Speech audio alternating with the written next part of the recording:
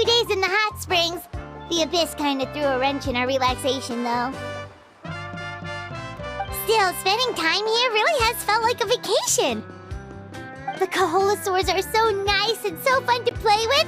Their bellies are super bouncy. Oh, and Atea's snacks were so delicious. She gave Paimon some for the road just this morning, actually.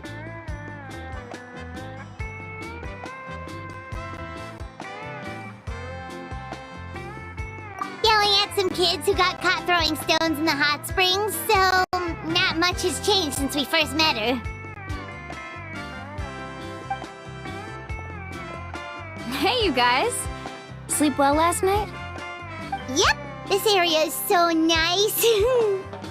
Glad you like it. I was thinking of taking you guys out to do some sea fishing. Later tonight, we can eat whatever we catch. Fresh fish is absolutely delicious right off the grill. Hey, Moalani! Yeah? What do you need? The team sent out to fight in the Night Warden Wars has returned. And Kachina? Is she back as well? Kachina fell in battle. But don't worry, the team was victorious, so the Rite of Resurrection will be held in the stadium soon.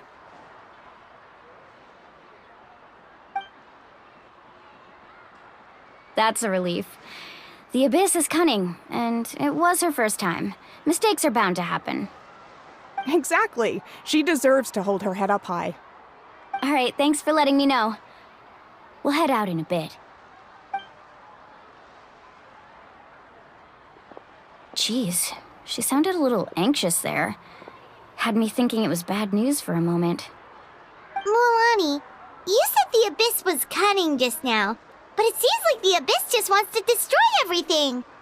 Like, think about all those monsters that attacked your tribe. If there really was some sort of cunning plan, wouldn't it make more sense to send them to attack Kachina and her small team? Not that Paimon wants them to be in any more danger, it's just... Relax, I get it. The Abyss is difficult to understand, that's for sure. At a glance, it certainly seems like the only goal is total destruction. The Abyss isn't a living entity after all, so what capacity for logic or planning could it possibly possess? But through our long history of fighting the Abyss, we've realized things aren't quite so simple. 500 years ago, the Abyss invaded Teyvat. You know about that, right? That's right. Conria suffered greatly during that time. But so did every other nation in Teyvat. And Natlan was the worst affected of all. It took the combined efforts of the then Pyro Archon and heroes from every tribe to finally repel the Abyss. Even so, the effects of the invasion lingered for hundreds of years, only able to be reversed little by little.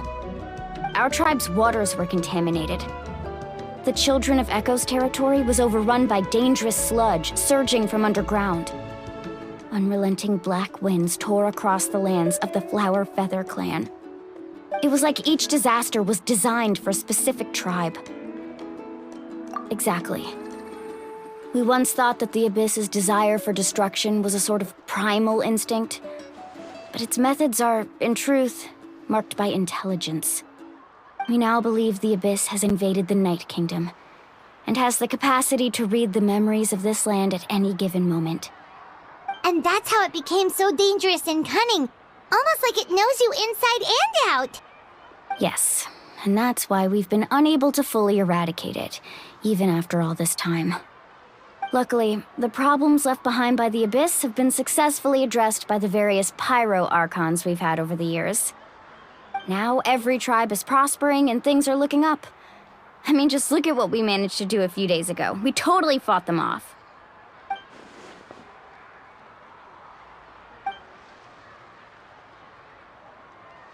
You must have had to sacrifice a lot to get to this point. Every battle, every sacrifice is in pursuit of a future where we get to stop fighting. Responsibility, duty, unavoidable burden. Everyone in Natlan views the war differently. But I believe we will be rid of the Abyss one day. And the efforts of all who fought against them will become a story for the ages. To think that my name could survive in ballads passed down to future generations, it's kind of romantic. Everyone has something that drives them forward, you know?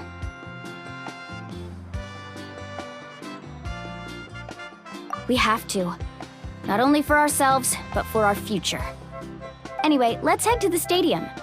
Our fishing trip can wait until Kachina's back with us. The sea's not going anywhere.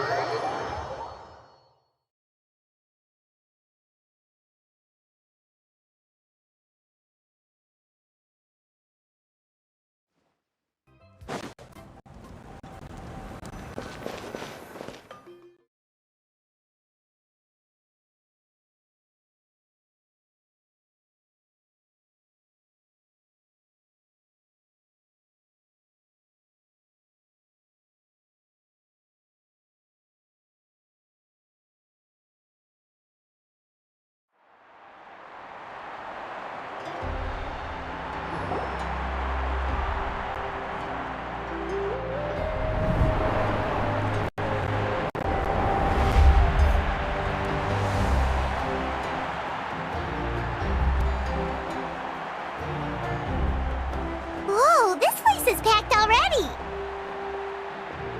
Of course. No one's gonna miss out on the chance to welcome our heroes back from battle. It's their moment of glory. Kachina's gonna be so flustered. She's never had this many eyes on her before.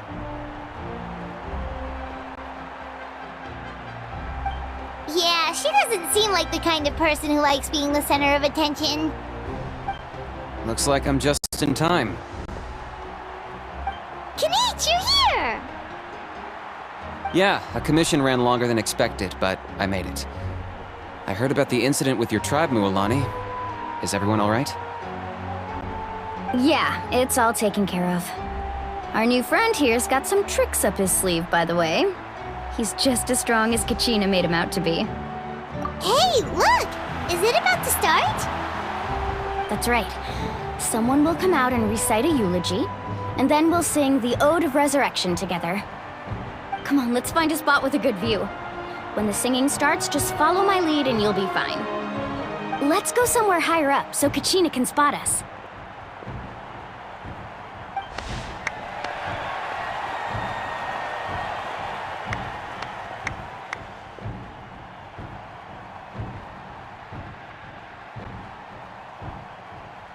Warriors of Natlan, heed the call of life.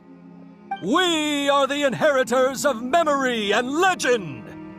Those who grew alongside sun and wind. Those who forged our own destiny and future. That is Natlan's fire, the lifeblood of our nation.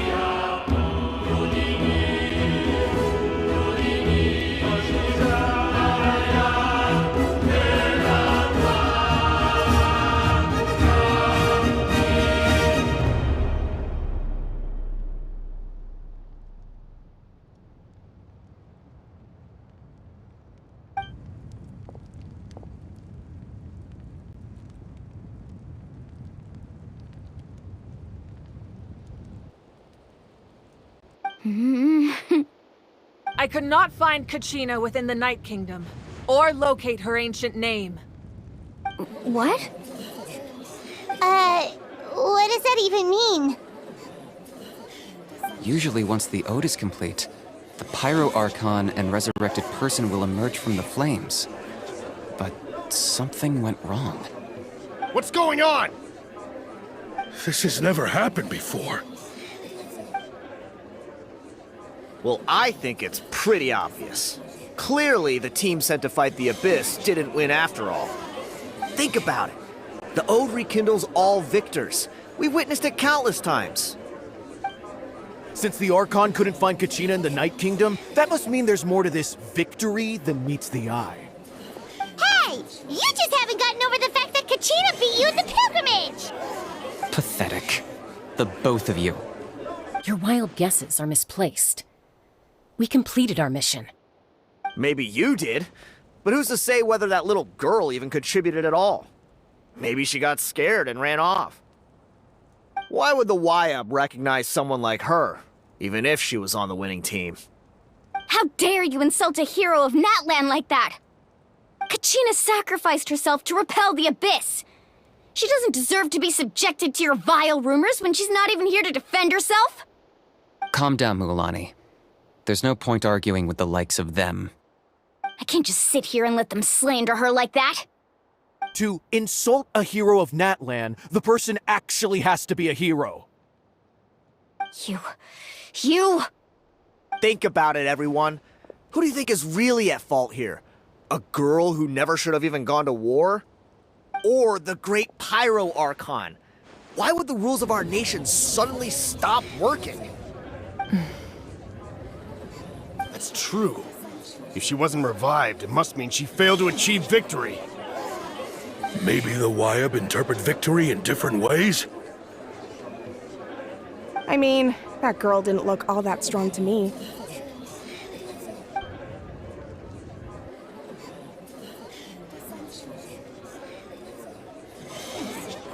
Kachina wouldn't have run! That's not like her at all! No, she's been waiting for this moment for too long. No matter how daunting the situation, no matter how scared she might feel, she's always the first person to stand up and face it head on. We don't even know what happened, so don't you dare try to use this as an excuse to vent your anger or slander her reputation. Fine. We'll find out what happens soon enough. Then, we'll see who truly deserves glory. That's enough.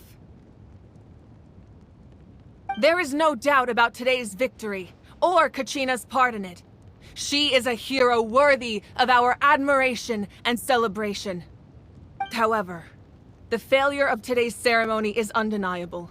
Kachina has not been rekindled, and I offer you all my deepest apologies as I continue to investigate this matter.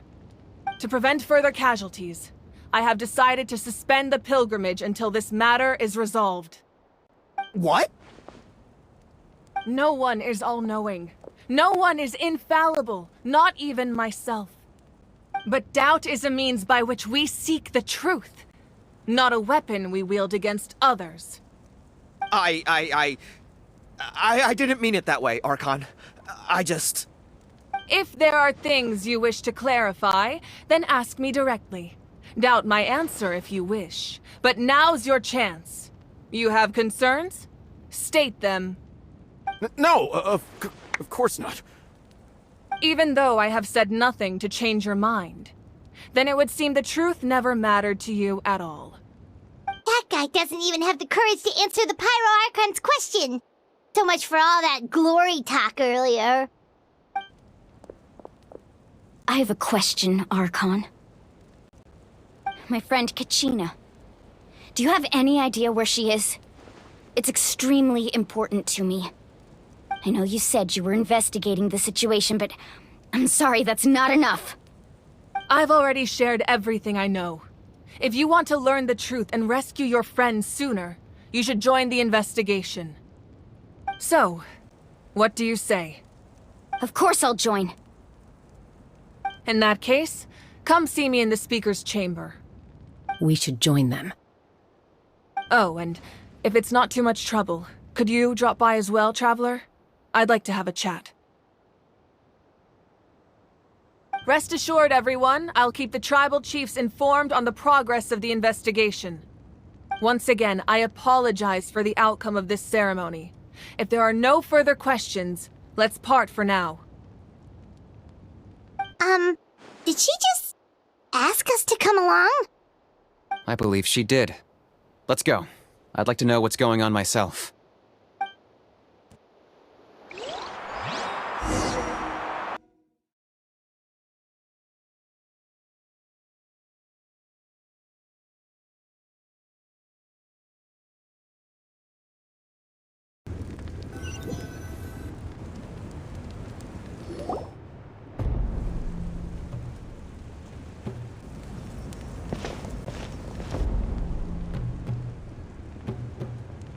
The situation is urgent, so I'll get straight to the point.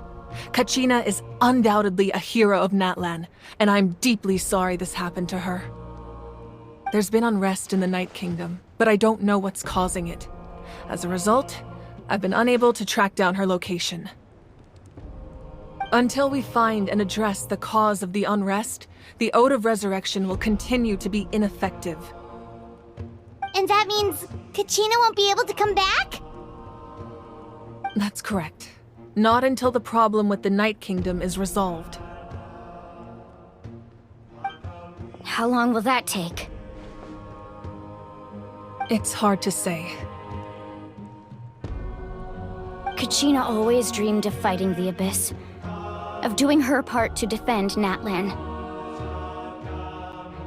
She wasn't afraid of death because she knew, if it came down to it, the Pyro Archon would be there to bring her back to life. Whenever we sat down together, exhausted from training, she would always hum the Ode of Resurrection. She was supposed to come back to us. We were supposed to hug her and celebrate with her and share her joy. We supported her every step of the way, but what are we supposed to do now? Sit peacefully and wait for her return? Lose ourselves in grief over her death? Tell me, are we her friends? Or her murderers? That's not fair, Mualani. It's all right. I understand your rage and your grief. Kachina's life means a great deal to me, Mualani. Believe me, I want to bring her back as soon as possible. I would give you that peace of mind if I could. But please, hear what I have to say so I can at least give you a broader picture of the issue we are now facing. Considering the recent attack on your tribe, I believe the Abyss has found a new means of undermining the rules of our nation. You mean... The Sacred Flame. The foundation of our resistance against the Abyss. If we continue to hold the pilgrimage and send teams to fight the Abyss, there will likely be more casualties. But if we stop altogether, the Sacred Flame will only grow weaker. The Abyss will scale up their attacks, and the tragedy we saw with the people of the Springs will only be the first of many. If we compare the two choices, the former seems to be the lesser of two evils. Sorry, I know that may sound harsh, but I bear the name Malipo. Weighing the costs is my duty. The raw truth can be cruel. But we need to understand it if we want to approach this rationally. But what would you say, Mualani? This is personal for you.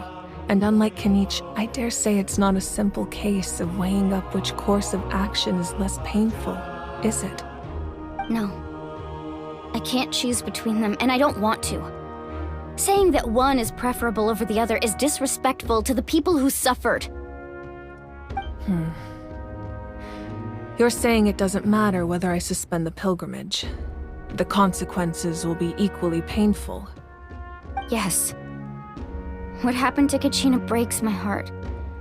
But I couldn't bring myself to sacrifice other people for her sake. And that is the crux of the problem. It's not simply a matter of choosing the lesser of two evils. Either way, there will be people who suffer. And the end result will be the same. Belief in the pilgrimage will waver. Once doubt has crept in, the people will no longer unite in battle against the Abyss. And that is exactly what the Abyss wants. Their ultimate goal isn't to break the rules that make the Ode of Resurrection work. It's to destroy the people's faith in them. To prevent what happened to Kachina from happening to anyone else, we need to suspend the pilgrimage. So that is my current plan. And in the meantime, I've made efforts to strengthen each tribe's defenses. Then, we have to find another way of strengthening the sacred flame to keep the Abyss at bay. This won't be easy. I'll need time to figure out the best approach. I understand your anger, Mualani, but I hope that provided some clarity, at least. Wow. Hyman thought things were gonna get heated for a second, but the Pyro Archon took the time to explain everything so patiently. I owe you an apology, Archon. I let myself get carried away earlier, and I'm sorry. You're right. We need to focus on finding solutions. We could always hold the pilgrimage without sending a team to fight in the Night Warden Wars. That way, we would still be able to fuel the sacred flame. I've considered that, but the two events have nearly always been linked. Without the chance to fight the Abyss, pilgrimage rankings lose their prestige, and competitor numbers will drop. With fewer participants, the amount of contending fire produced will decrease, and the vicious cycle will continue indefinitely. So, essentially, the Abyss has taken Kachina hostage. You've learned about the concept of ley lines during your travels, yes? The Night Kingdom is something similar. Staying there for a short period of time shouldn't have an effect on the person. But with the Abyss in the picture, it's a different story. Your sense of self will be devoured until eventually you become one with the Sea of Souls. Imagine pouring a cup of water into a rushing river. You can try to scoop up another cup, but there's no chance it will be the same water you had before. I won't sugarcoat it. That is the danger Kachina is currently facing. Just like you said, Archon. Both of these problems need to be addressed. You can focus all your efforts on dealing with the Sacred Flame. I will go search for Kachina. The Abyss poses the same threat to you as it does to her. It is very possible you will not return.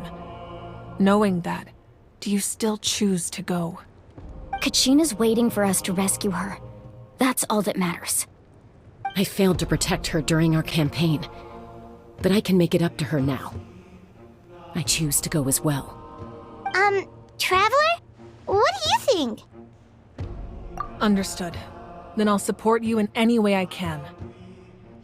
The Masters of the Night Wind have a technique that can extract an ancient name from the ley lines.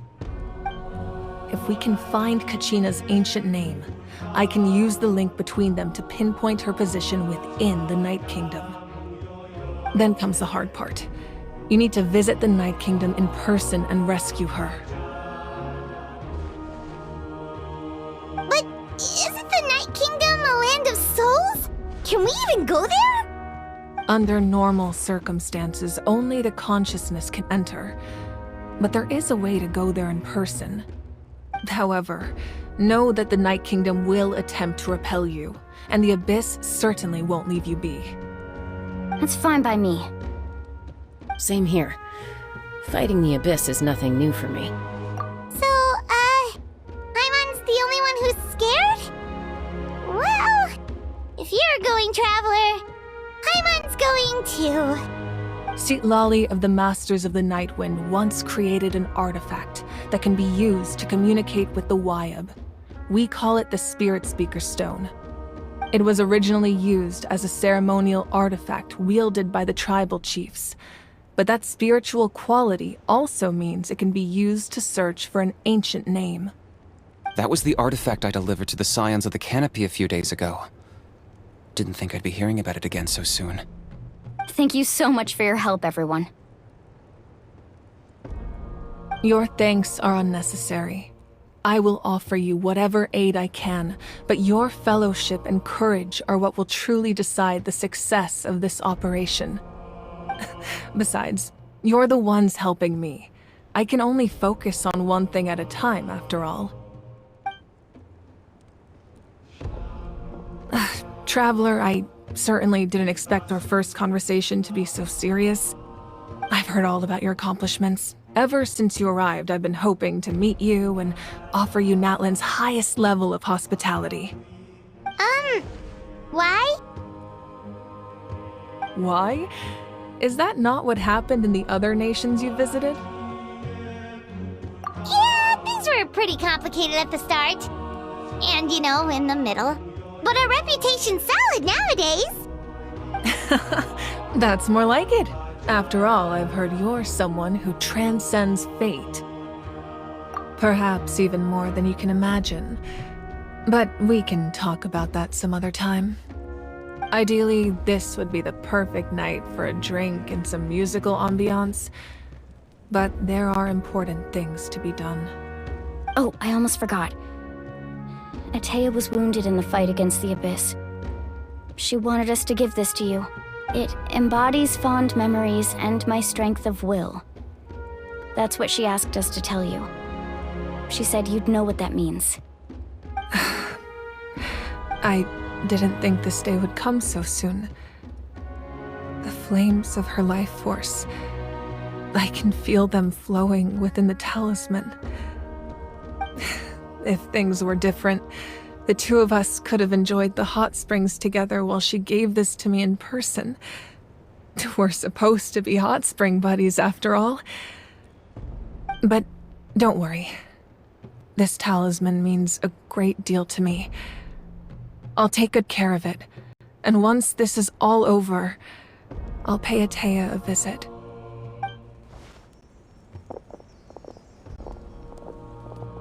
You said you didn't want to jeopardize the production of contending fire.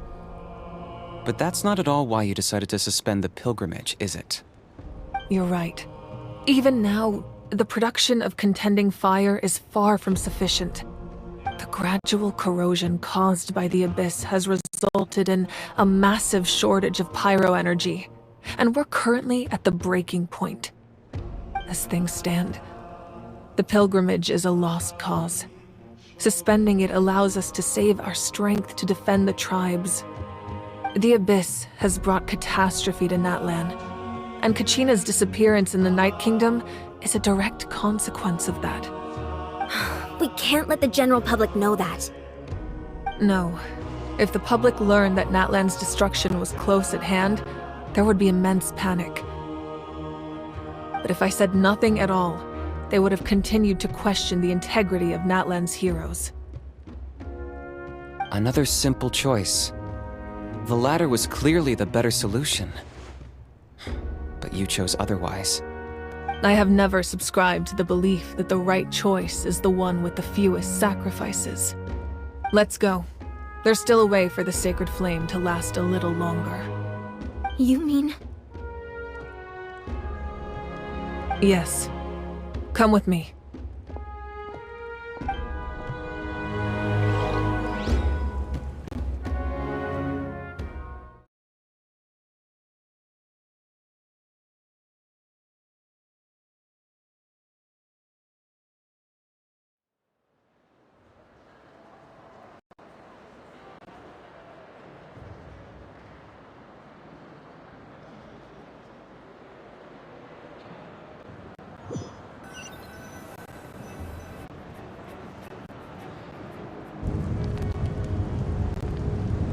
The sacred flame must never go out.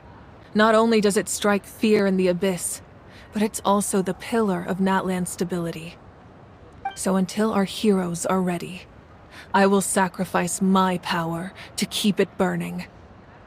But that can only last so long. I think we should focus on the remaining ancient name-bearers. Don't let desperation cloud your judgment. Those chosen by the Wayab have already embarked on their destined path. It is for them to decide how that journey ends, not us. All we can do is support them. Even so, for you to make this sacrifice, it's not right. If not me, then who? No other is capable of sustaining the sacred flame. I possess great strength, but I'm not above my people. This is part of my duty.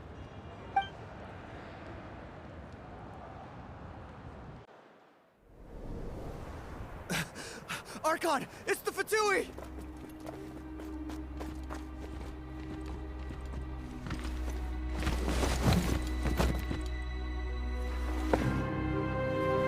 The Archon of Natlan. A force to be reckoned with. The secret of the ley lines is no secret to me. Long have they been destined for ruin. And since the oath made 5 centuries ago remains unfulfilled, what use is the Gnosis in your hands? I don't know what you mean. But it sounds like this is about more than the Tsaritsa. In times of crisis, someone must pick up the mantle of salvation. Your plan has reached an impasse, and now it falls to me to create new rules for Natlan. But before the dawn of a new age, the old must be destroyed.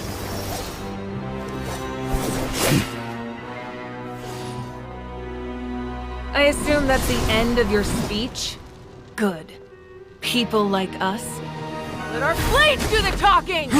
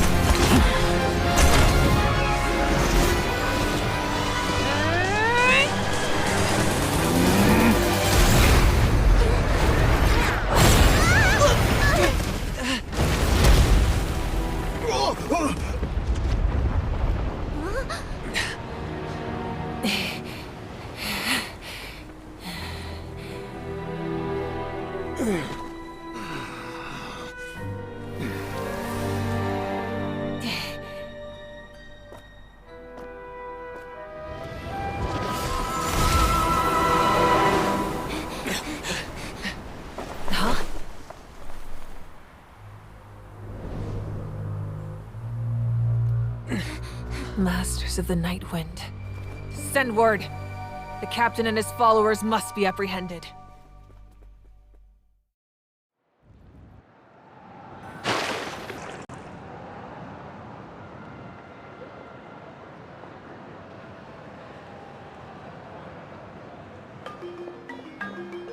Are you alright, Archon?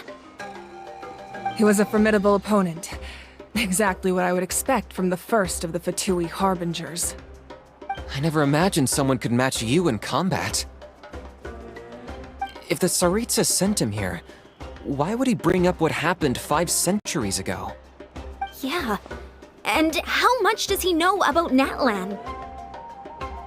The Harbingers are all driven by their own personal goals. The only purpose that unites them is collecting the Gnosis. But I'm sure the captain has his own reasons for being here as well. Whatever his motive, we should shift our focus to the Fatui. If they attack again, and we're not prepared, we're done for. No, we're running out of time. The wound I inflicted should hold him back and weaken him for the time being. Besides, I'm sure you noticed, the power that came to his rescue just now came from the Masters of the Nightwind. In other words, there are traitors among us. Not necessarily. This could prove to be a very valuable turn of events. When we exchanged final blows, I sensed an unusual presence within him. I'll need to investigate further. Kenichi, go to the Masters of the Nightwind and look into who could have aided the captain. Speak to Citlali. She should know. Of course, I'll head out right now. Do you still intend to... Yes, but fear not.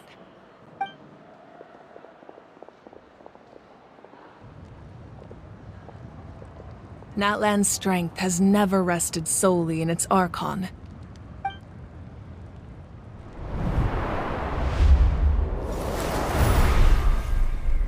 Together we foresaw the only path that leads to our nation's future. We must trust in that vision now.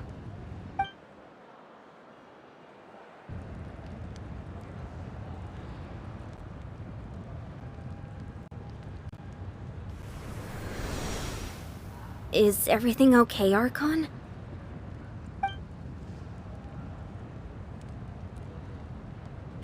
Completely fine.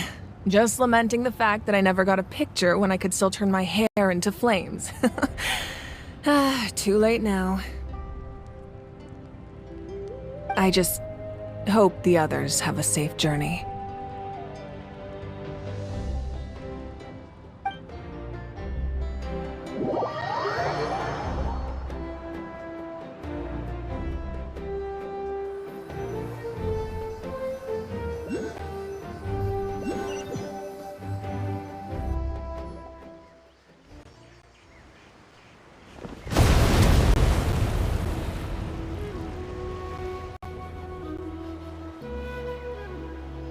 What's happening at the stadium? Did something explode? It feels like the Archon unleashed her power. She must be fighting a formidable opponent. Should we go back and check what's going on? Have faith in the Archon. She wouldn't lose in a one-on-one confrontation. Once we find Kachina's ancient name, we'll head right back. Okay, let's just keep climbing. Everyone really hopes nothing goes wrong.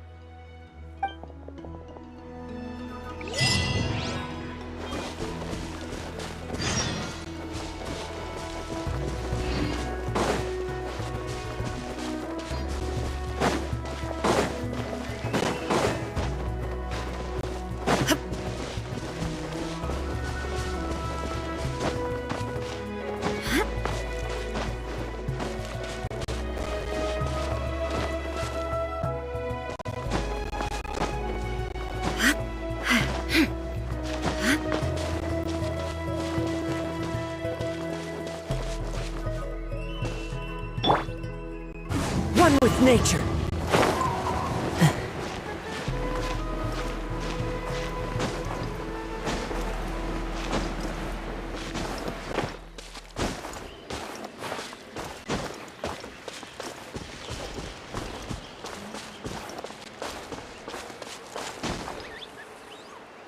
The wind knows me.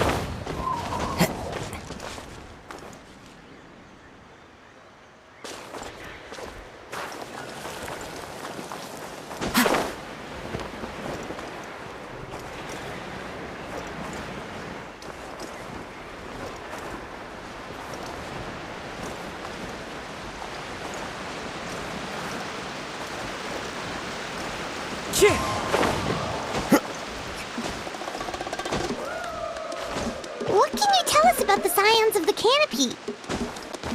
The tribespeople are very adventurous. Oh, kinda like us then. I'm not so sure. You don't strike me as the type to enjoy danger. The scions of the canopy are a bunch of thrill seekers. They love extreme sports like rock climbing, rappelling, volcano parkour. Or even bungee jumping without a rope while a Yunkasaur stands at the edge and uses its tongue to catch them. Sound like something you'd be interested in? Okay, that does sound different from our usual adventures. Paimon's not doing any of that. She can just cheer you on from the sidelines.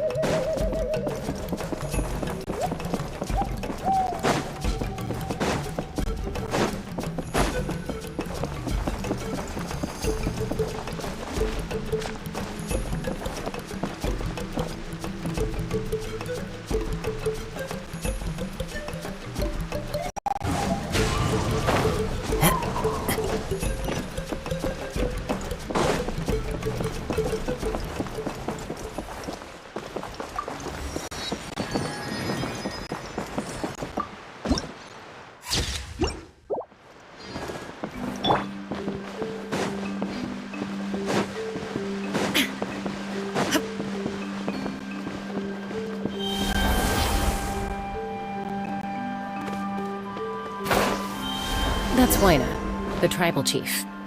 Let's head over to him.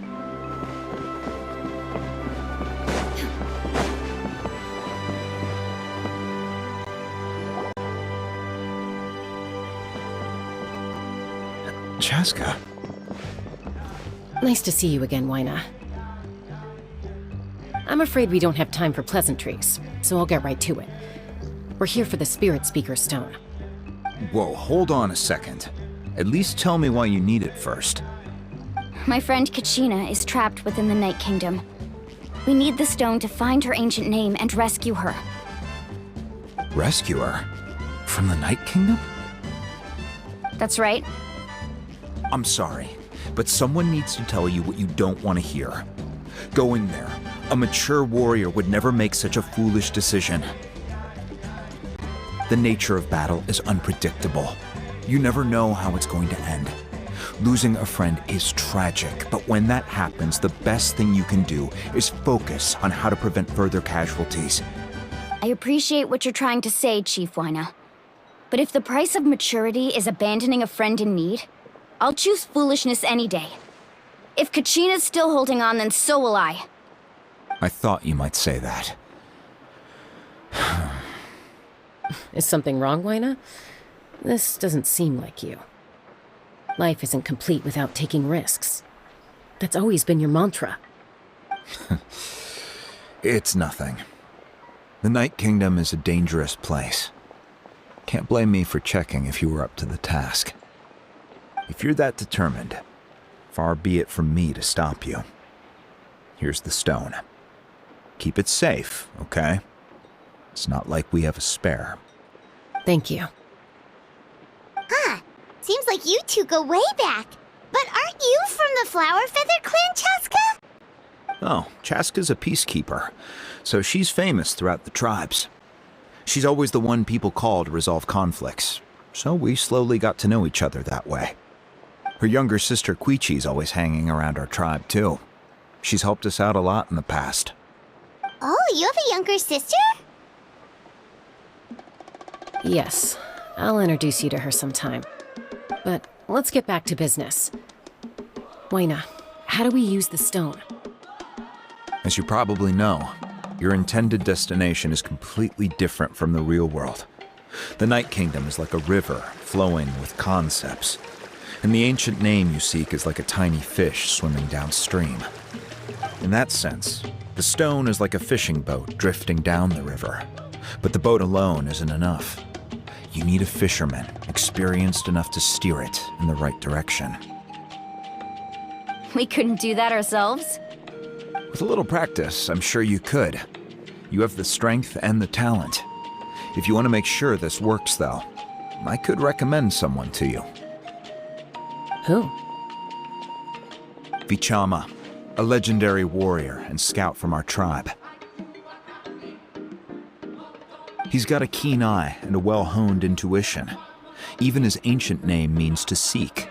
If you're fishing for a name, you're gonna want him on the boat. Vichama? Why does that name sound familiar? He's one of Auntie Atea's hot spring buddies. I've heard stories about him. Where can we find him? Ever since Malco passed, he spends most of his time gazing out at the scenery from the cliff tops. Follow the path that way, and I'm sure you'll find him. Thank you. We'll go look for him there. Good luck. I hope everything goes well.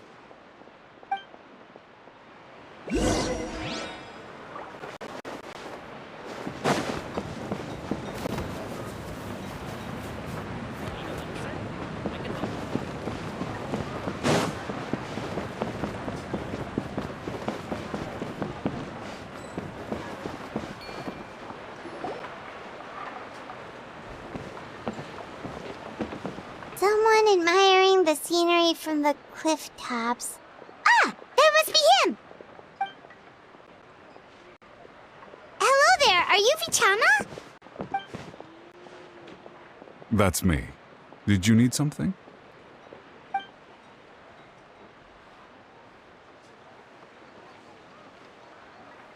What? You're saying you can bring someone back from the Night Kingdom? How is that even possible? No, if you really think about it, anything's possible in that kind of place. But that would mean... Are you okay? You don't look so good. Everything's fine.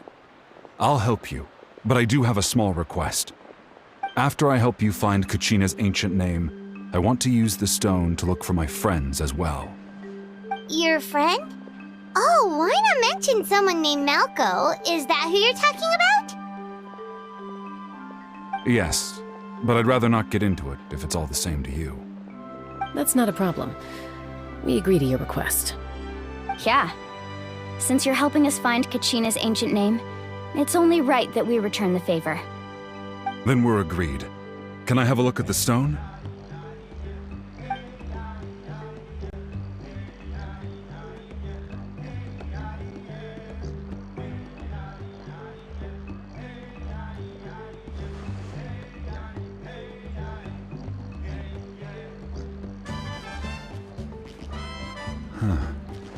I see.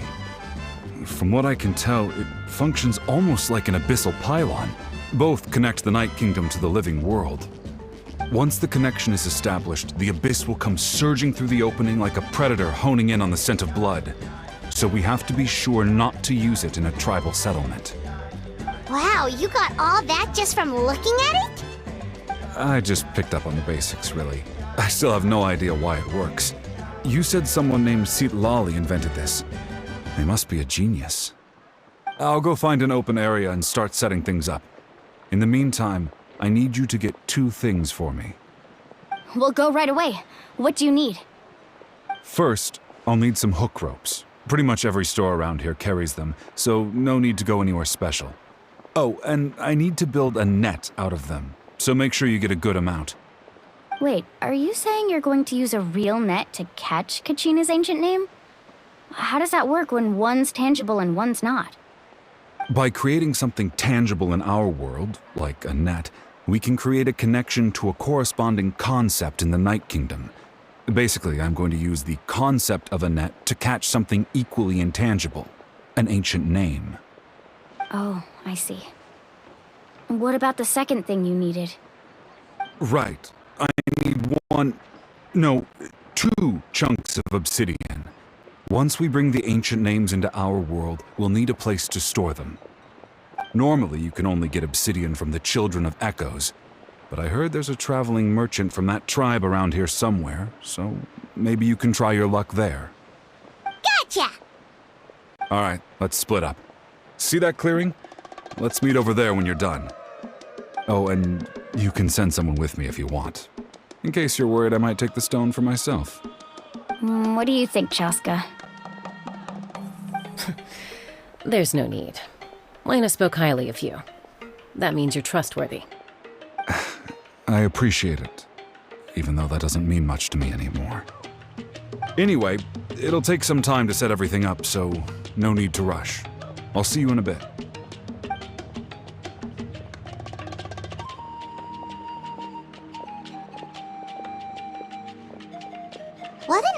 guy. He seemed so defeated, but also really invested in the stone at the same time. I don't have any more insight than you, Paimon. Let's just focus on the preparations for now. Hang on, Kachina. We're coming for you.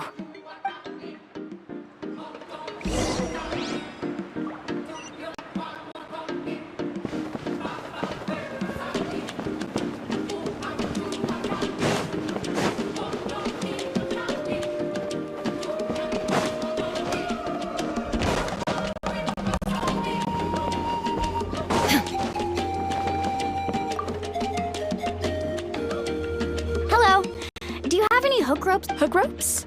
As in rock climbing equipment? Yes. How much for your whole stock? Oh, the whole thing?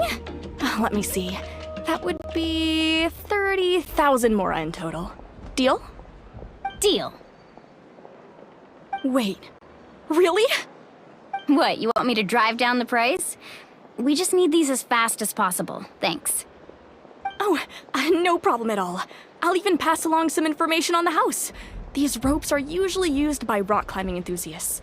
If you want to learn, Roka's the person you want to ask. All right. That's everything. Here you go. Now we need the obsidian. Let's go talk to the traveling merchant Bichama mentioned.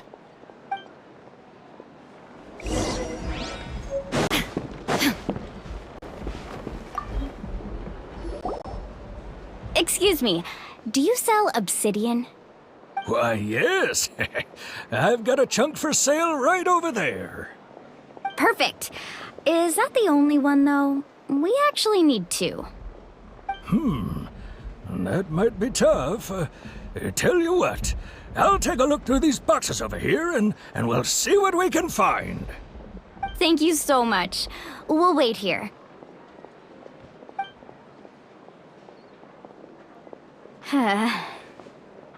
Relax.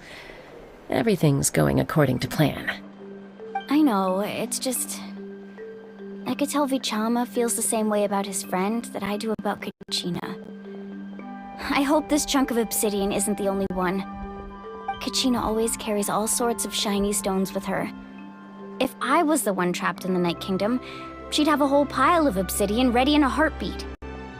Well, would you look at that? I did bring an extra. Here you go, young lady. How does it look? Perfect! Thank you.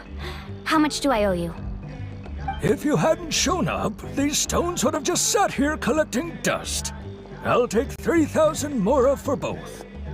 Here you go. By the way, I heard you mention Vichama just now. You running an errand for him, then? How's he doing? Malco's been gone for 5 years now. It's about time he started to move forward. Do you know what happened between them? I heard about it in passing while I was out drinking one night, but I don't know all the details. Vichama and Malco grew up together, and even made a name for themselves together. Malco was an amazing fighter, capable of knocking out multiple opponents in a single hit, while Vichama excelled at scouting and analyzing the battlefield. The two made an excellent team, and managed to beat back the Abyss several times. 5 years ago, they both emerged triumphant in the pilgrimage, and were placed on the same team to fight the Abyss. But on the eve of battle, the Abyss launched an attack on their tribe, and Vichama suffered an injury to his leg while attempting to rescue someone. Then what happened? The team agreed that he couldn't fight the Abyss in his condition. Vichama didn't argue. He knew going to the front lines with an injured leg would make him a burden in battle. So they raised the issue with the Pyro Archon, and she agreed to let him stay behind. It's just...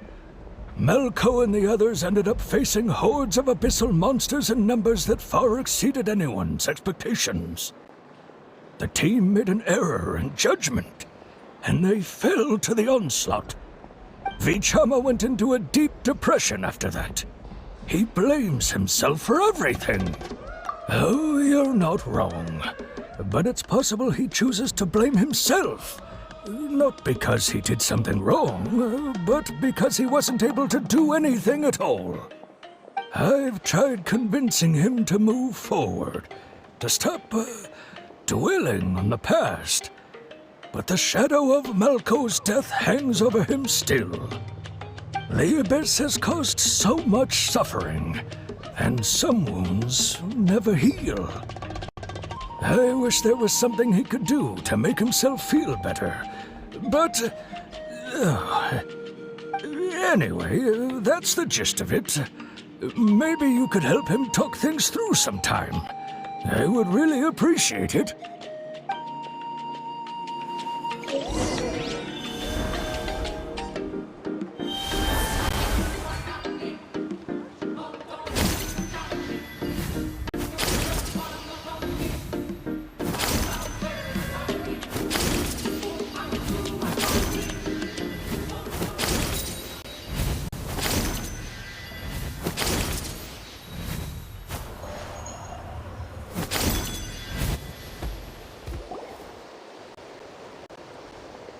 Did you get everything? Yep, it's all here. When do we start? I've made all the necessary adjustments, so we're good to go. As agreed, I'll help you find Kachina's ancient name, and then you return the favor. Go ahead.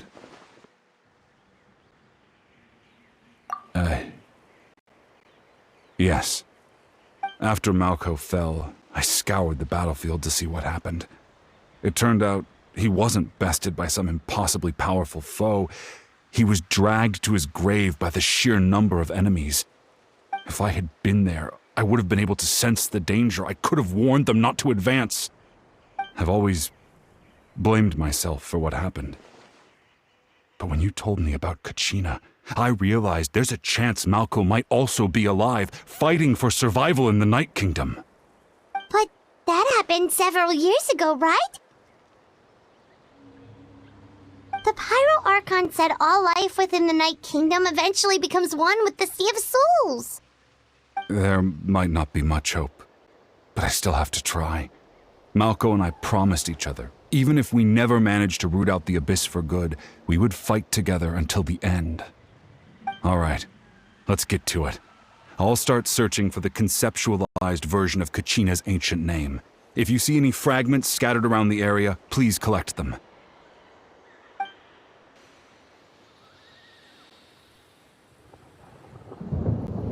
Make sure you prepare yourselves for battle. As I said, the stone will link the mortal realm to the Night Kingdom. The Abyss will likely emerge in response. Look at that golden thing!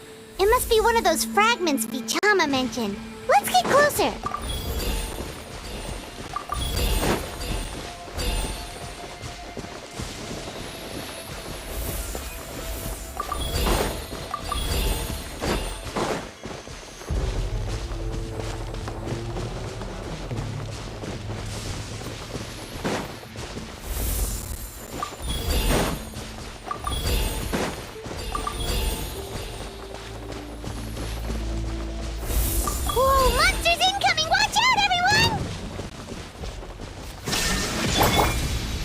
Dragon.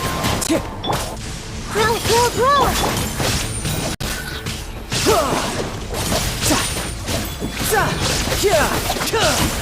Brace yourself. This is gonna hurt. Into the wind.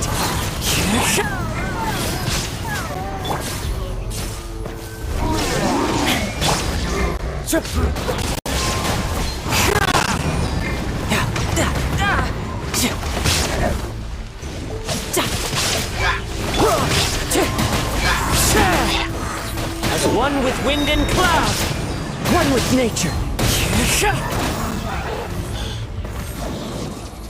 How much longer, Vichama? Not long! We're getting close!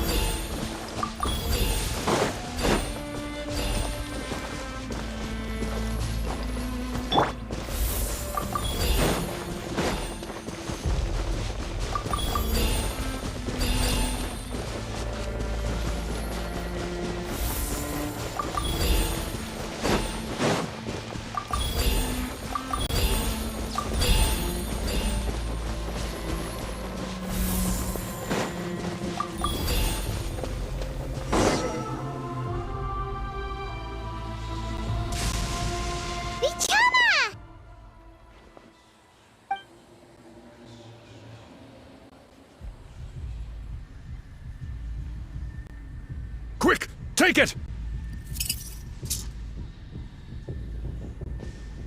I found Kachina's ancient name. Hang in there, Malko. Just a little longer. Something's not right. The power of the Abyss is getting stronger.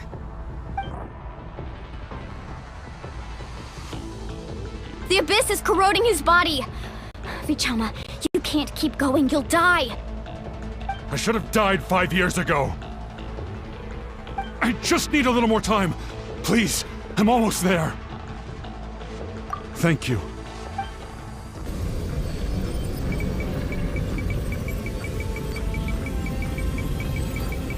Whoa, watch out! The power of the Abyss is strong.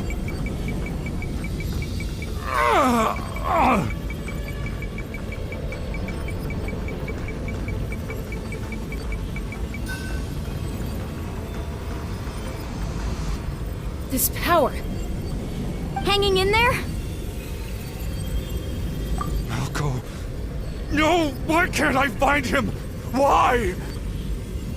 We can't wait any longer. Pull him away from the stone, Mualani. I already tried, but the power of the Abyss has him in a chokehold. It's like he's tied to the stone with an invisible rope. In that case, we have no choice. I'm sorry, Seat Molly. Get back! Chaska, wait!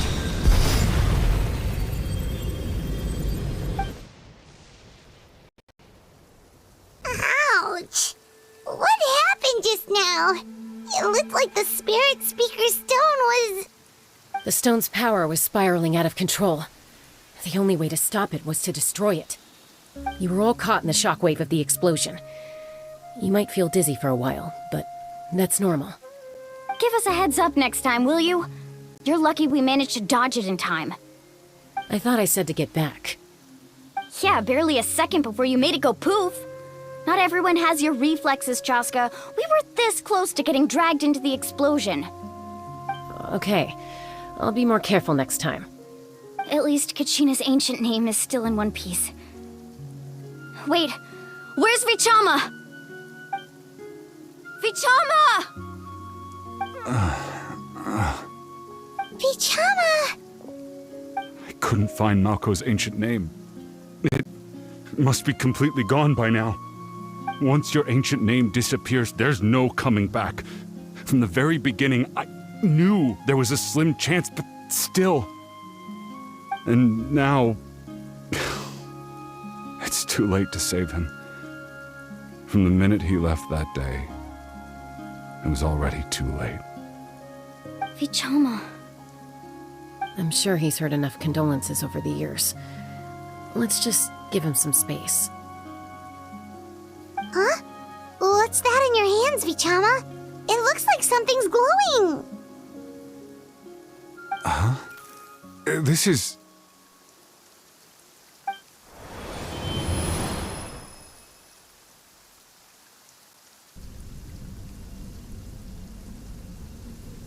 Hey, Malko. Got any strength left? Not enough to swing a sword, but to say a few last words. Sure. Too bad. No one will get to hear them. I never thought I'd actually die on this mission. Not that I'm afraid to die. It's just... hard. Thinking about my mom's face when she hears the news. Guess I have something to be thankful for then. My parents died a long time ago. They won't have to mourn me.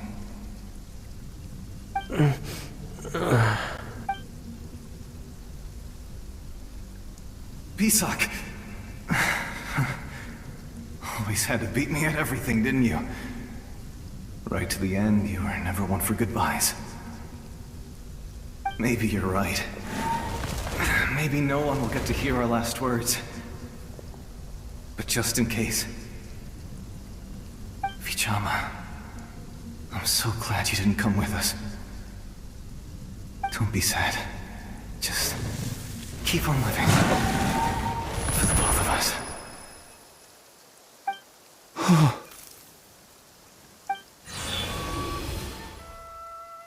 Was that a memory? Seems like we were able to salvage something after all.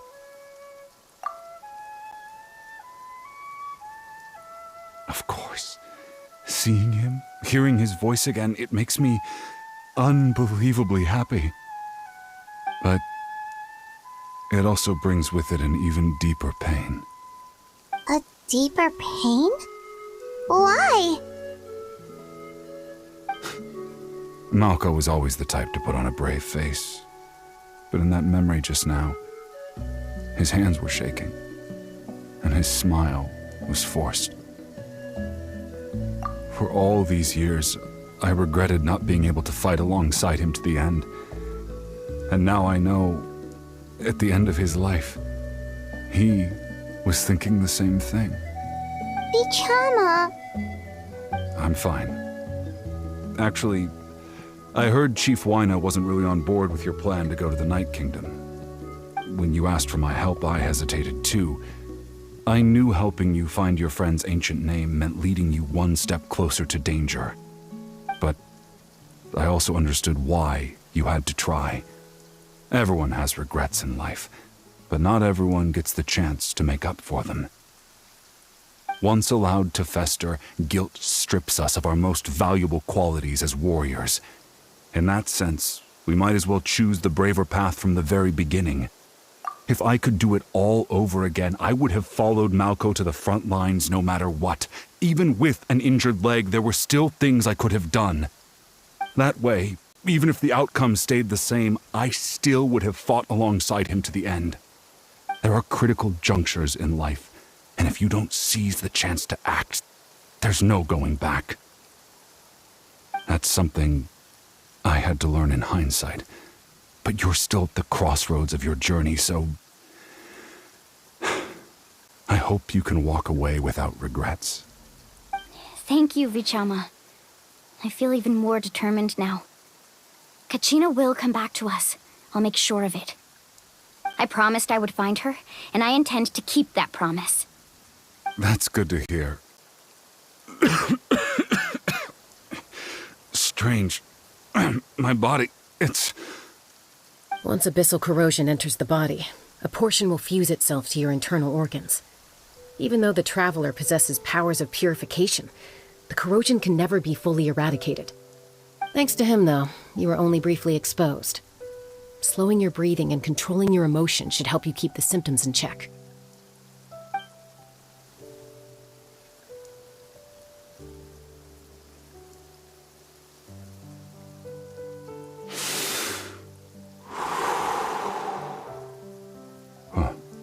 That does make me feel better. You seem very knowledgeable about all this. Just speaking from experience, that's all. Anyway, we've recovered Kachina's ancient name, so we're off to a great start. Let's get Vichama back to his tribe and tell Wyna the good news. Oh, and apologize for destroying the Spirit Speaker Stone. We had no choice, though, so he'll probably understand. Right?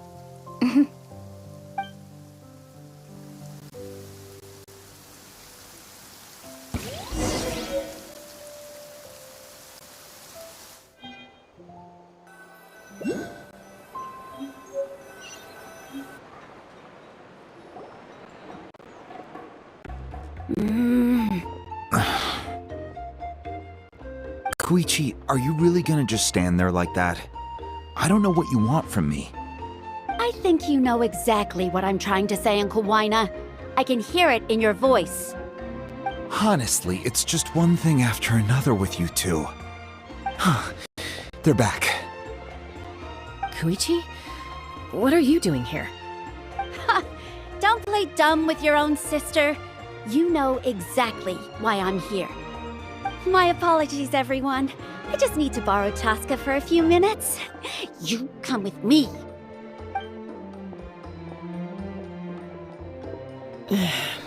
I'll be just a moment.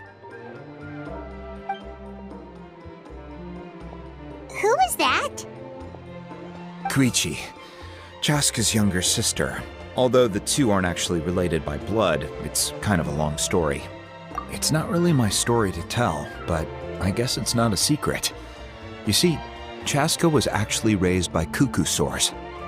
She was afflicted with a rare disease when she was a child and abandoned in the wild as a result. The Abyss found her out there, all on her own, and tried to devour her. But in the end, all that did was trigger her will to live. That strength of will pushed her to survive, but it also planted a seed of conflict within her. Eventually, she was adopted by the cuckoo sores. Wherever they went, she followed, getting into fights right and left. For some reason, Paimon can totally imagine that. Well, when Chaska finally returned to human society, it was Koichi's parents who adopted her. At the time, Chaska still had a habit of getting into fights, so Koichi was always taking her around, apologizing to everyone. Ah, I remember those days. One of those fights was definitely with me. But, you know, kids. You're fighting one minute and your friend's the next. Eventually, she found a way to rein in that desire to fight. And now she's who people call to resolve conflicts.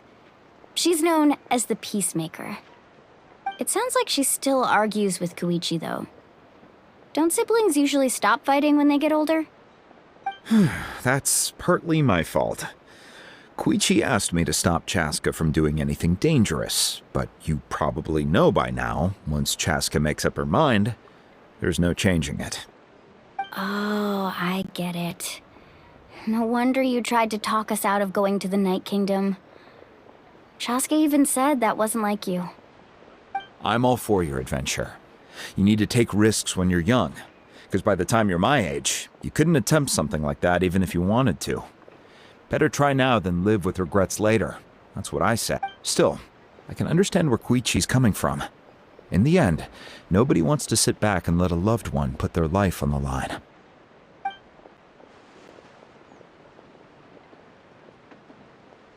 All right, it's just the two of us now. You have 1 minute to explain yourself. I don't have anything to say. You don't have to approve, but you should know I only do what's necessary. That attitude is exactly the problem. It's like you don't care. You try to sneak off to the Night Kingdom behind my back and then play it down as if it's just a trip abroad. Well, technically I am going abroad, right? Again with the excuses! We agreed, didn't we? There are 4 levels of danger. If it's not something urgent, you can only engage in level 2 danger and below. You can only go up to level 3 if a situation is so dire there's absolutely no alternative. But a trip to the Night Kingdom? If that's not a level 4, I don't know what is! And you were just going to sneak into the place without saying anything! What do you mean, sneak into the place? I always planned on walking in there with my head held high. You bought off Uncle Wina, didn't you? He promised me he'd stop you from doing anything dangerous. Oh, it's like he didn't even try. You feel like he went back on his word. What if I told you my mind was made up, and there was nothing he could have done? Not even by force. Oh, I knew it! So he did try to say something, but you didn't listen. This is important. If you were in my shoes, you'd make the same decision. You don't know that? I'm a doctor, and I handle logistics. If you're going to waltz into a dangerous situation where you could lose control at any moment, it's my duty to say something. All right, whatever. Anything else? What do you mean, anything else? Why don't you reflect on what you've done and promise me you'll stay put? Time out. Is this one of our normal arguments or a serious one? Chaska, does it sound like I'm joking? Then, you need to know something. What happened to Kachina was partially my fault. I can't leave her there to die. That's not who I am. But the person you become when you lose control, that's also not who you are. That's a different issue. You said it yourself. A person is only as good as their morals. If I want to live in Natlan, I need to display qualities that make me worthy of this nation. I've also told you that managing your condition is equally important. Sometimes you have to make sacrifices. All right, let's stop this here. If we keep going, I might actually have to get serious. And I think Wyna prefers his roof attached to his house. Is that a threat? That sounds like a threat to me. Koichi! Younger sisters are supposed to listen to their elders. So, you're really going to go, no matter what I say? I'm supposed to be your sister. Then support me. I'll be back. All you have to do is wait. Chaska. So, that's it. Why'd you have to turn out to be so darn annoying?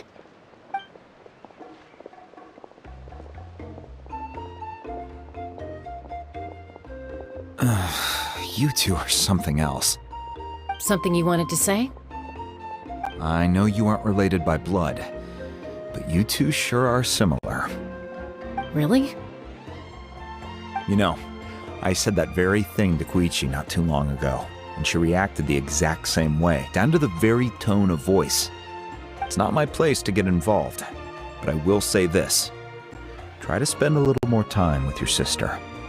You're tough kids. That doesn't mean you have to go it alone. Thank you. Anytime. All right. If you're done with the Spirit Speaker Stone, you might as well hand it over.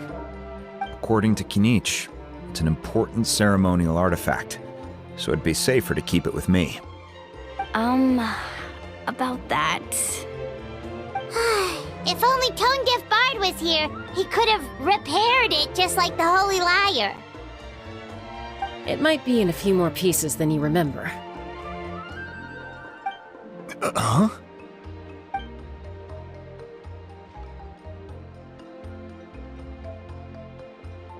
I see. Sounds like it was an urgent situation. If someone's life was on the line, then you had no choice. Still, Citlali's going to be a nightmare to deal with now that you've broken her stuff. I'll explain everything to her later. Stay safe out there in the Night Kingdom, okay? I'll wait here for your safe return.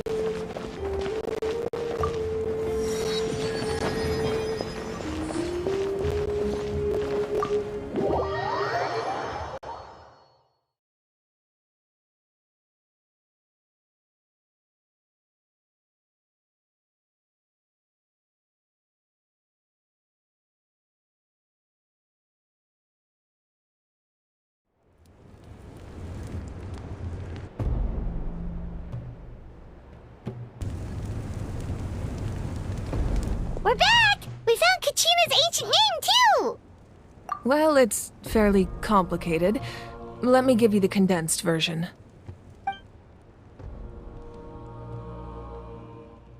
The Fatui again? We can't go anywhere without them causing trouble. But what if the Fatui finds out you've lost your power? Won't they try to take advantage of the situation? That's why it has to be our little secret. No one else can know, or we're asking for trouble.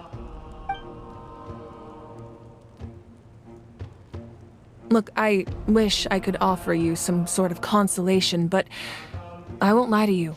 With multiple factions closing in, there's nothing comforting about the situation we're facing. Still, All you need to do is focus on your goal. You can leave the complicated matters to me. I can also step in on the Pyro Archon's behalf. There's a limit to what I can accomplish, but I'll help you however I can. There's no need to be so modest, Yan-san.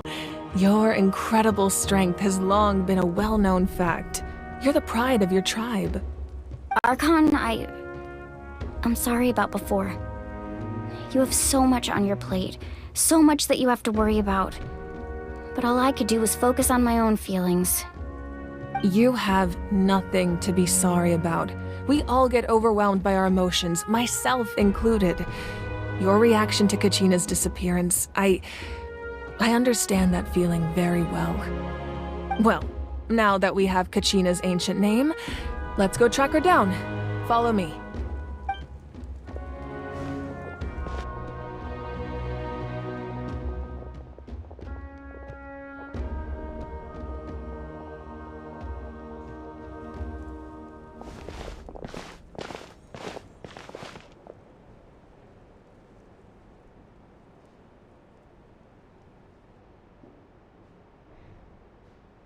What is this place?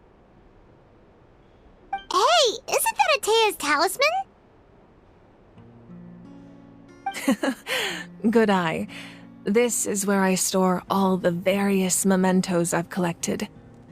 Whoa. I've never seen this place before. There's so many things in here. It looks like there are items from every tribe. Collecting them must have taken a lot of effort. I suppose you could think of it as a hobby of sorts. In Natlan, everyone grows up listening to the stories of heroes, and physical items do a far better job of preserving those stories than our own memory. Now, I still have some preparations to make for the ceremony, so feel free to take a look around in the meantime. If you're curious about an item, I'm more than willing to tell you about its origins. Alright, we'll have a look.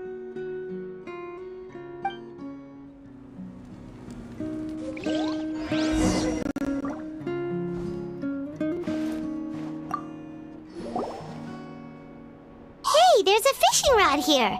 It must have belonged to the people of the springs. That's right.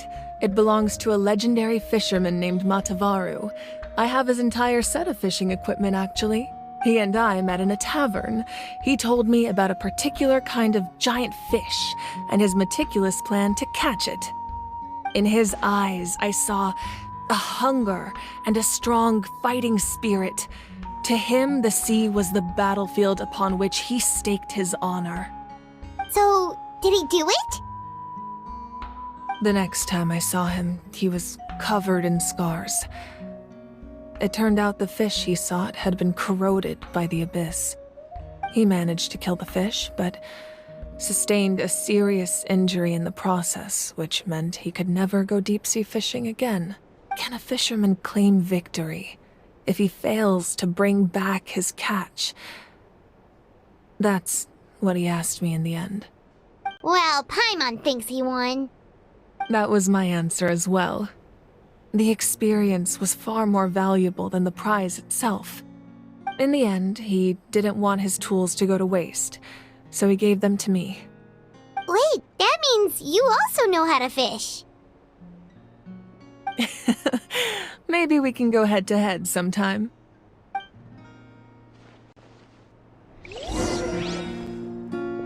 This fishing basket. This flower looks like it's thriving.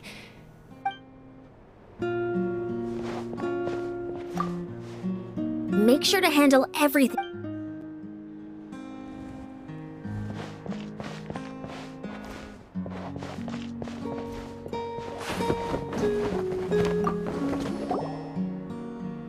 Whoa, that belt is bigger than Paimon's head! The Collective of Plenty are known for their bodybuilding competitions and contests of strength. This belt is a symbol of great honor within the tribe. The association with strength might also have been the reason the original belt was extremely heavy. It was difficult for even two people to lift. And even if a warrior had the strength to put it on, wearing it for any length of time would still leave them gasping for breath. Sounds like it. So the owner of the original belt, Kitera, commissioned a craftsman to make a copy identical in appearance but far lighter in weight. That is the belt you see before you. He would often wear this version when training in order to protect his waist. Or he made a lighter version so he could wear it all the time and show it off.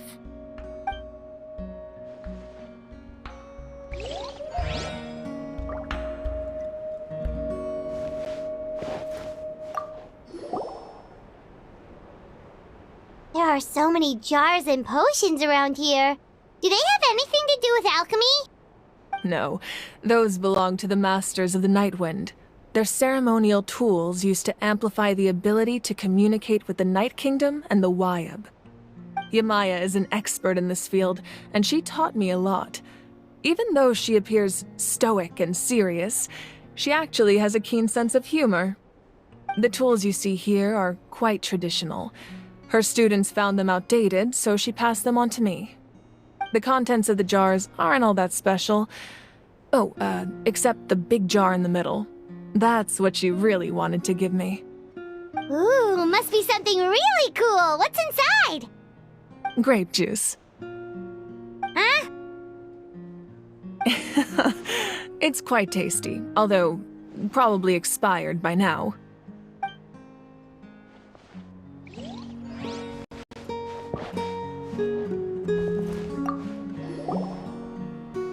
This is Atea's talisman. I'm sure you're familiar with this one already. Atea was rarely ever without it. The talisman brought her a lot of luck in battle.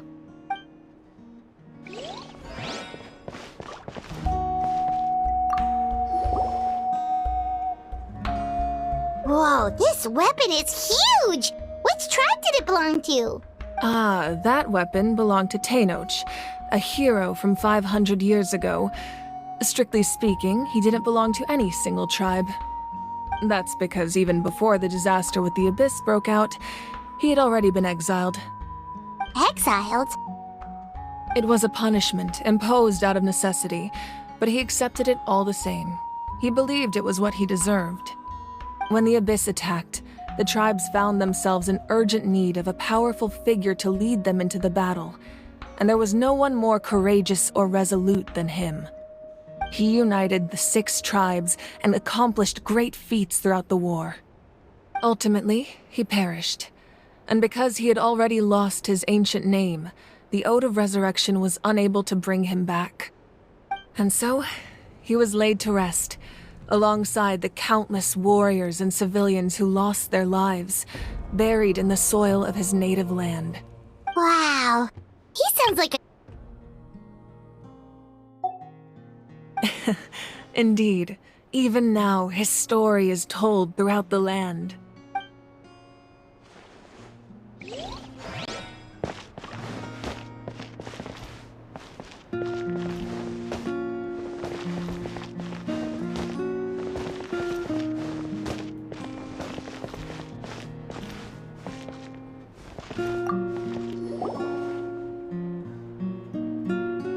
The powder still needs some time to settle, so let's wait a little longer.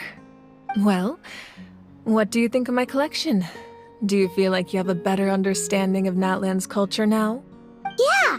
If each item represents a different story, seems like Natlan's really been through a lot. Does every item hold a special memory, just like Atea's talisman? That's right. The items in my collection actually serve a similar purpose to the ancient names passed down among the tribes. They demonstrate the true shape of time. The shape of time? Most people perceive time as a linear concept, almost like a straight line that can only move forward. We cannot change the past or predict the future. But there's also a different theory, one that I believe to be closer to the truth. Namely, that the past, present, and future all exist at once. At once? Paimon's not sure she understands. Let's say your journey ended right now. Thinking back on your experience in each nation, which one would you say was the most important? Exactly. Even at the end of your journey, the things you experienced along the way don't cease to exist. They become part of who you are.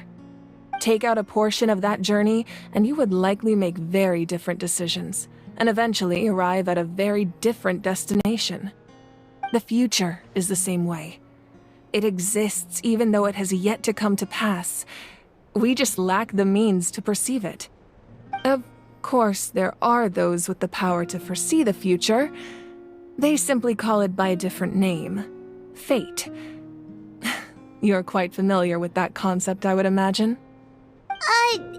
That does kinda make sense. The future hasn't happened, but already exists. Humanity excels at living in the present, but too often we forget the past and neglect the future, while the pilgrimage and the Night Warden Wars lead us to a better future. Only by uniting the people of Natlan across countless eras can we fight back against an enemy as formidable as the Abyss. To come up with such a set of rules, the first Pyro Archon must have possessed a level of insight I can only imagine. That's correct. At first, he was a mortal man with no special power. After he ascended to the Divine Throne, he used it to borrow power from the heavens and establish the rules of Natlan. Namely, a framework through which ordinary people can ascend to Archonhood. By holding the pilgrimage, we're able to determine the strongest among us, and when that person ascends to the Divine Throne, their inner flame will awaken. In addition, the sacred flame will grant them significant knowledge and memory of this land. After all, that's how I came to know everything I just told you. So, it all comes down to the power of the Divine Throne and the rules. Wait, is that a family portrait? Yes, that's my mother, father, younger sister, and the little saurians we raised. I turned a piece of my dad's leather armor into a canvas and commissioned a famous artist to paint our likeness. Your sister is so cute! It looks like the two of you are really close. Paimon was having a hard time thinking of an Archon as an ordinary person, but seeing this portrait, it kinda makes sense now. It really doesn't look like there was anything special about you before. Oh, wait, is Paimon allowed to say that? A little late for that question, don't you think? Sorry! Paimon's so sorry! Paimon's mouth works faster than her brain sometimes! It's all right. I'd never get upset over something like that. No matter what others may say, my past is a precious part of my identity. I'm forever proud of the life I used to lead. Becoming the Archon doesn't mean you sever ties with your family. The position just comes with a lot of responsibilities, so it impacts how often you get to see them. My father made the most delicious stew, so my sister would often bring me a large pot of his cooking, and we would sit on a blanket and eat it together. One time, we didn't close the door securely, and the saurians you were raising ran into the room and knocked over the entire pot. My sister immediately burst into tears. The two troublemakers were going for the meat, but when they saw my sister's distress, they froze on the spot. I still remember the way they laid there, sulking like a pair of children, even after making such a mess. It was frustrating, but in the end, all I could do was comfort my sister and move on. Wow. Isn't that what being a family is all about? I think about that story a lot, actually. As the Archon, I made a vow to defend this nation, and experiences like that, they remind me exactly what I'm trying to protect. Well, what happened after that? This portrait looks pretty old. Your sister must be all grown up by now, right? I believe she ended up working as an architect and artist. She built many houses and crafted many beautiful works of art. Anyway, that's enough about me. Now that the powder is settled, we can begin. Ian-san, Mulani, Chaska, over here, please. Place the ancient name up there, and then we'll begin.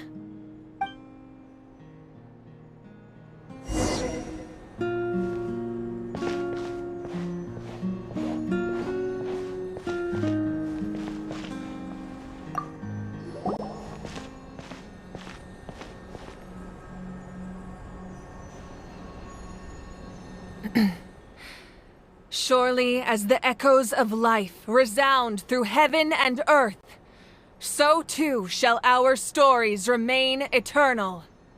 Ancient name, take us to your fated bearer. Allow her to answer our call.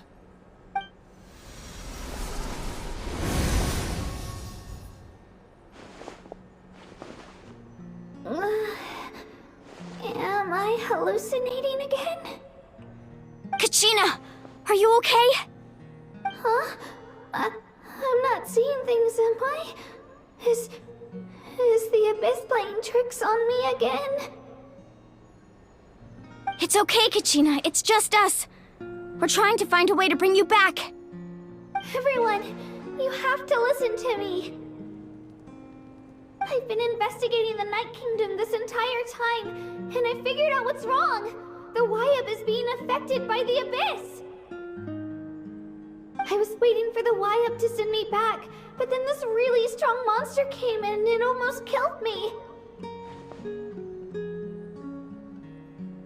The Wyab saved me, even though its power is weakening, so I've been hiding from the monsters while trying to find a way to help.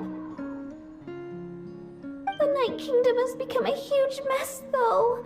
I keep hearing these awful sounds and seeing really horrible things. Don't listen to those sounds, Kachina. The Abyss is trying to strip you of your sanity. All you need to do is stay safe and wait for us. We'll be there shortly. It's okay. I feel so much better now that I've had the chance to talk to you guys. You don't need to worry about me. I've never been strong or special at all, really. So I don't blame anyone for forgetting about me or leaving me behind. Just knowing you care is more than enough. I'll find a way back.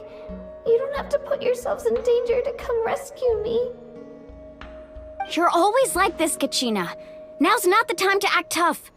We're coming for you, and that's final. I don't know what lies the Abyss has been feeding you, but I'll tell you something right now.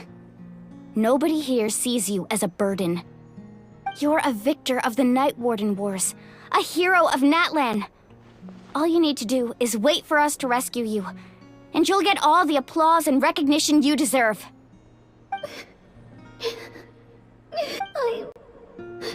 I'm really scared. Everything's so dark and creepy here. And I want to go home. Still, I don't want you to put yourselves in danger because of me. I don't want to hold anyone back ever again. All you need to do is place your trust in us, just like you always have. No one fights alone. We're not leaving you behind. Not ever. Yeah, we're so close, we can't call it quits now! Thank you. Be careful. Looks like we've lost contact. Now comes the most dangerous part. You have to traverse the Night Kingdom in your physical form. This entrance to the Night Kingdom was left behind after an abyssal invasion. Even a brief amount of time inside could expose you to corrosion. I know. I'm prepared for that possibility. All right, then I wish you all the best. I'll tell Koichi to be ready just in case. She's very experienced in dealing with abyssal corruption. That face you just made. Don't tell me you two got into another argument. No, I just feel bad for creating more work for her. I'll go with them too, Archon. The more people, the stronger the party. Thank you so much for your help, everyone. It really means a lot that you're willing to brave these dangers with me.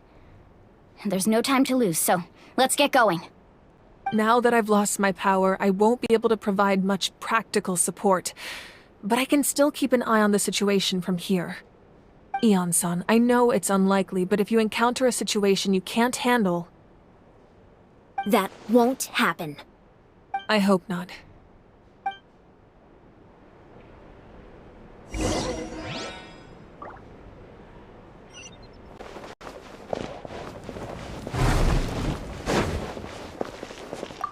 Be careful out there.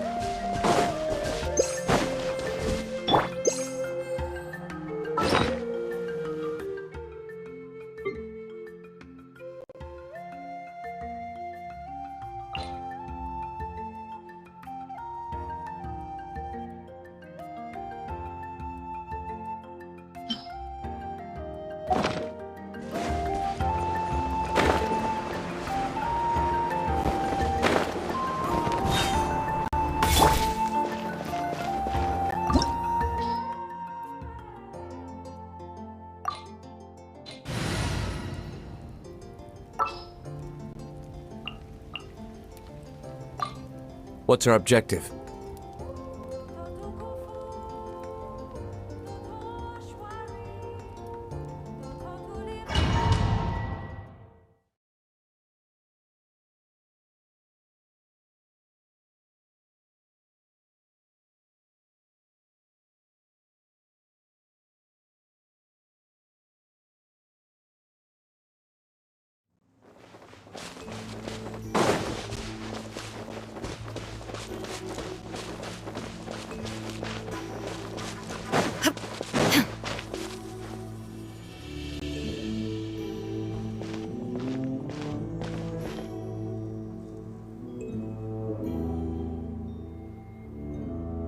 So we're underneath Natlan right now? It looks nothing like Paimon was imagining. That's because in the distant past, Natlan was home to an incredibly advanced civilization ruled by dragons. Humans only established their own society after the fall of the dragons. So these are Saurian ruins? Wait, you mean like the elemental sovereigns? They had their own advanced civilization? Yes, a really long time ago. Very few records have survived until now, so no one really knows what the devices here are for. These ruins have been abandoned for a long time, but with the recent increase in Abyss activity, the installations around here have somehow been activated again. So what you're saying is, we're not in for an easy trip to the Night Kingdom. No, it's going to be obstacle after obstacle from here on out.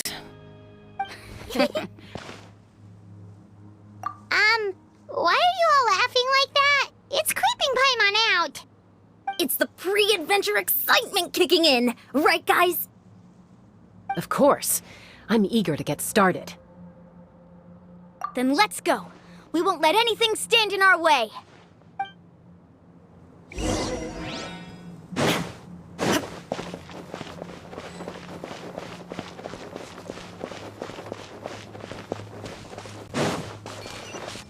Seems like the road ends here. How should we get across? As a professional trainer, I think you could stand to build up your endurance, Paimon. Professional trainer? Paimon thought you were a warrior from the Collective of Planning. Well, that goes without saying. But I actually work as a sports coach. I provide professional guidance for many of Natlan's popular sports. And I don't just mean physical training. I design nutrition plans as well. Ah, so basically no sugar, no soft drinks, no grilled meat. Yeah. Those guys look familiar. We've fought them before. Let's go. Show no mercy.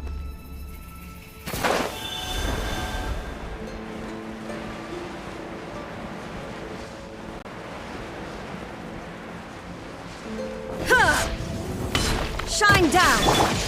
Into the wind! Time for retribution!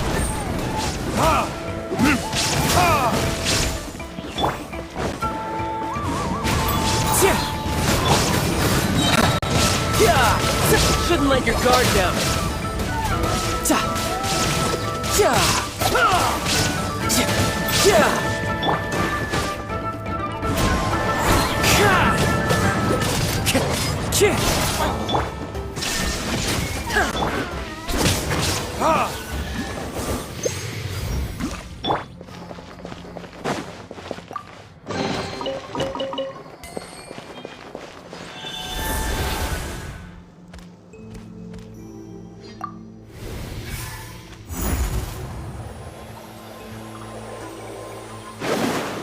Whoa, the place we need to go seems really high up.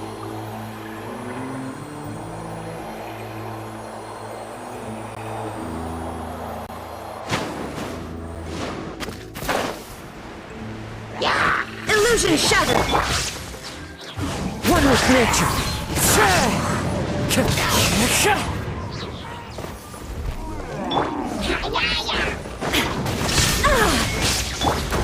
Time to go. The wind knows it.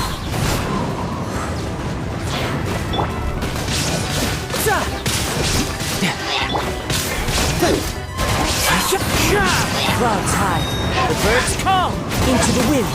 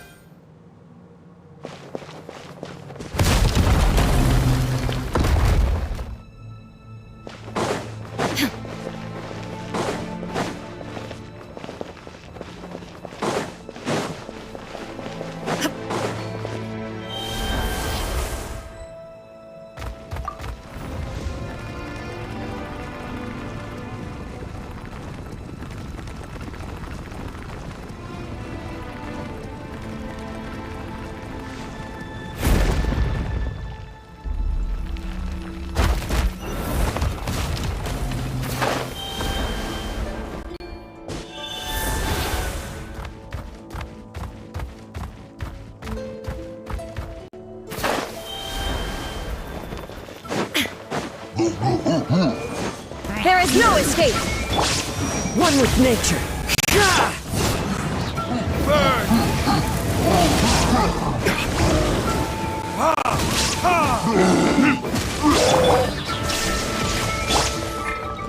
The wind knows her.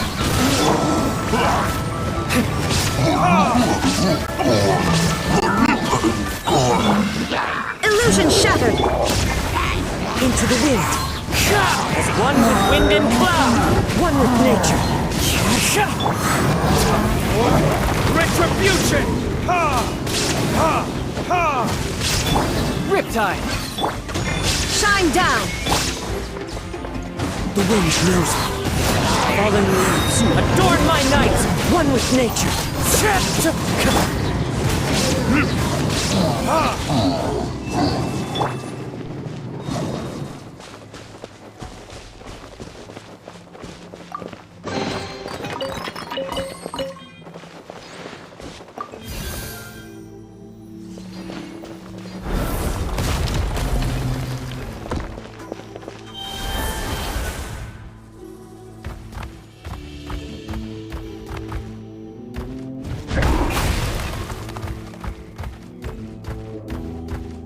This is the final stretch. We just need to climb up, and we'll be there.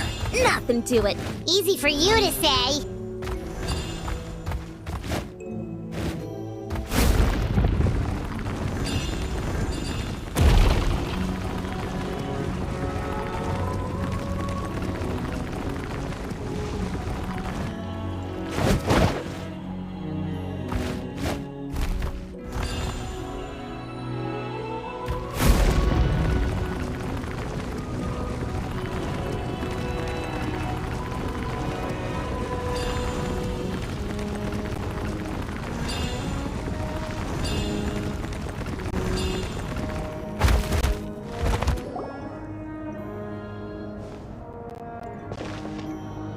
This must be the entrance the Pyro Archon told us about. Yes. There's something in the depths of this place that feels familiar, yet also foreign. We actually have to go in there? Okay, Paimon just needs to psych herself up. Don't push her through before she's ready.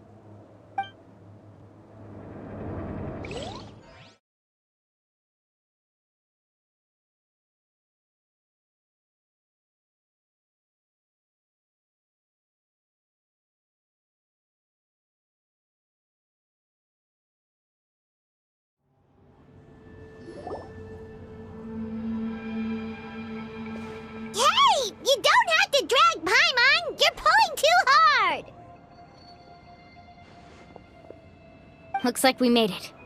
This is the Night Kingdom. Huh. It looks so different from what I imagined in the stories. That overflow of energy is probably what trapped Kachina here in the first place. From this point forward, everything we know about the real world no longer applies.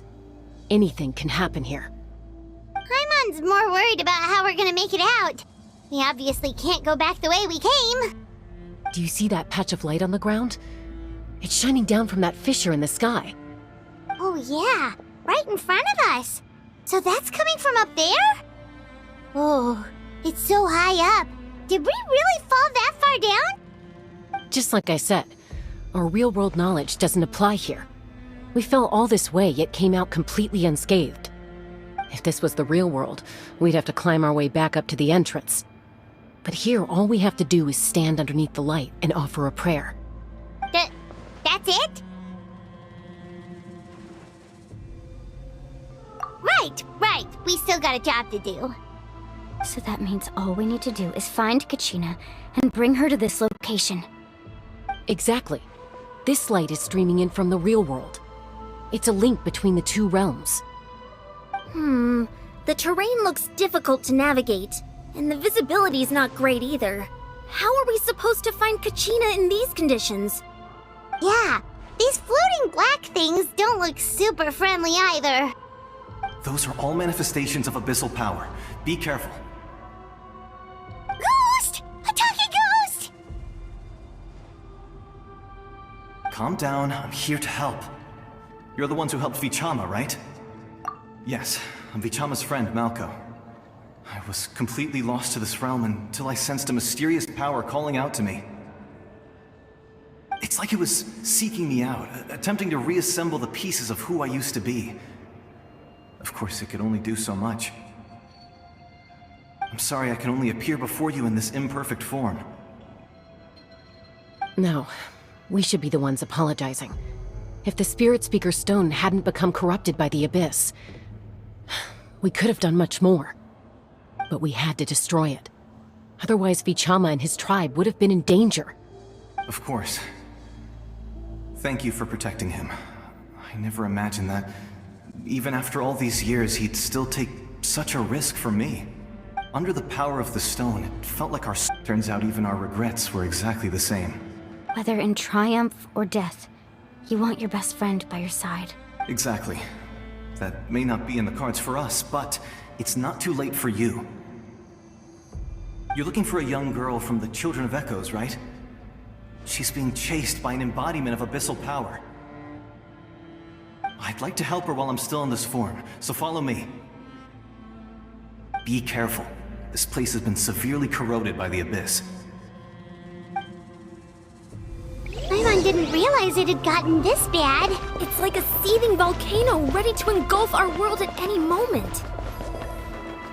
Ouch! Quick, get back here. You can't. Stick close to me. My power will be able to ward off attacks for the time being.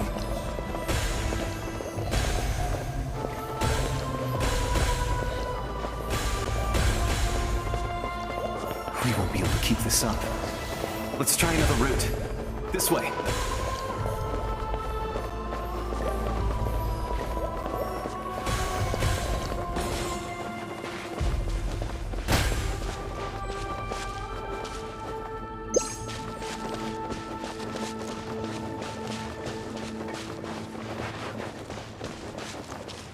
Not good. More monsters. We shouldn't waste our time on them.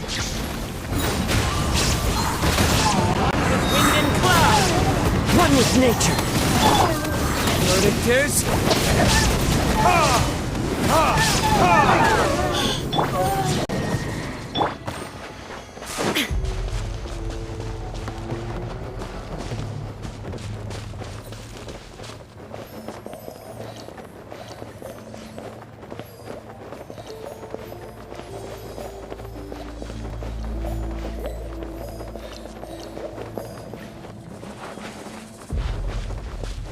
Oh, Paimon can't see anything! It's easy to get lost here. Just stick close.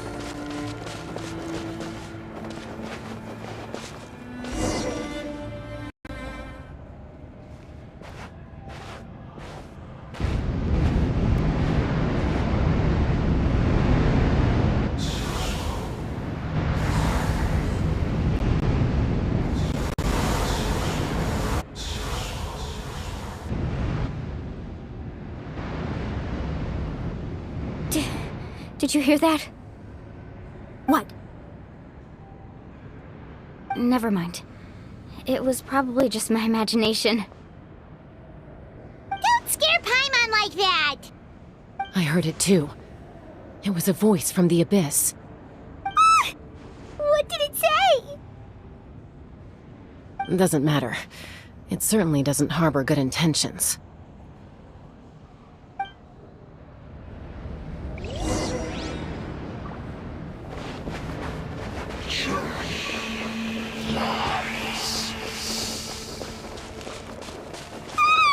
Paimon just heard it too! Let's keep going. Paimon wants to get out of this place!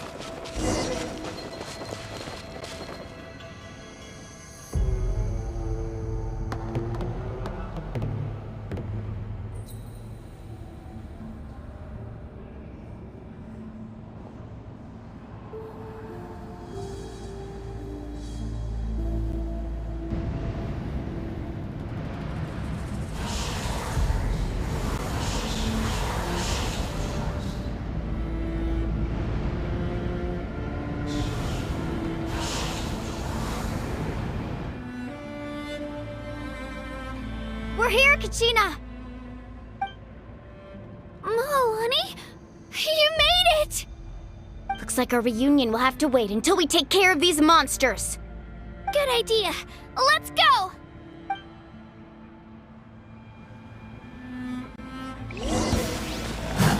Shockwave!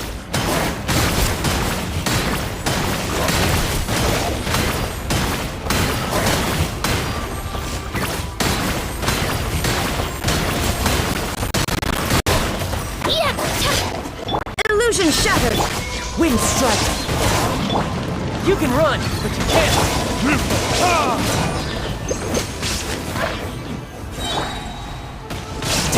No time! Ja! You're here! You're finally here!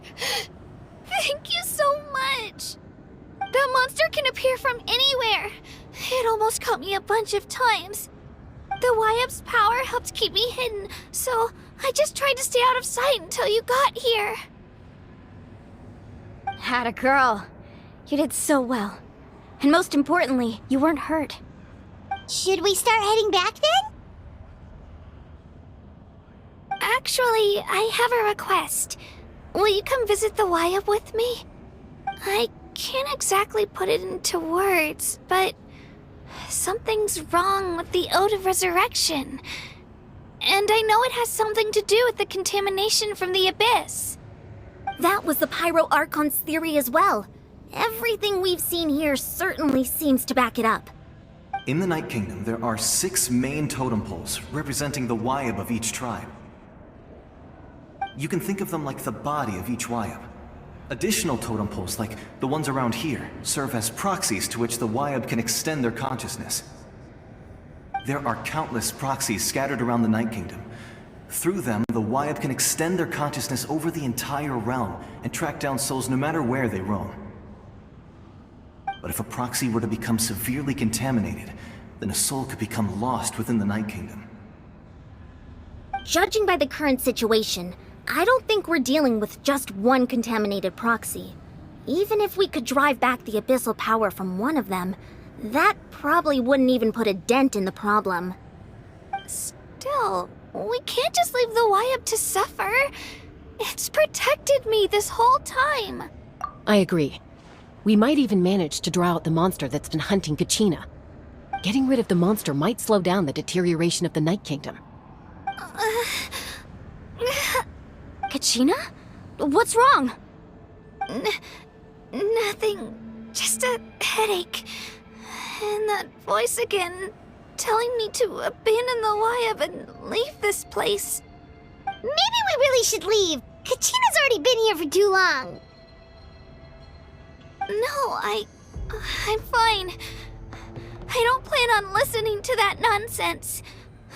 I can hold on. Just up ahead. I'll lead the way. Besides, I can still fight, so please, help me out a little longer. Listen to me, Kachina. We'll come with you. But that's because we want to help the Y-Up, not because we have something to prove. You don't have anything to prove either. It's okay if you reach your limit. We'll be there for you. All right. The sooner we get this done, the better. We've already come all this way, so we might as well try to get to the bottom of this. Let's go. This way. I'll stay here and try to stall the Abyss monster. All by yourself? That's too dangerous! It's all right. I may not be as strong as that monster, but I'm definitely more familiar with the area. Besides, I don't have much time left. If you're anything like my friend, I'm sure you're not particularly fond of goodbyes.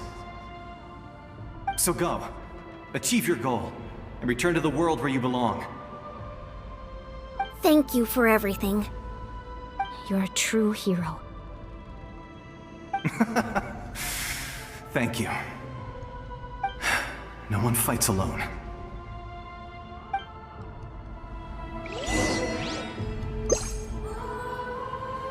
Does your head still hurt? Let me help you walk.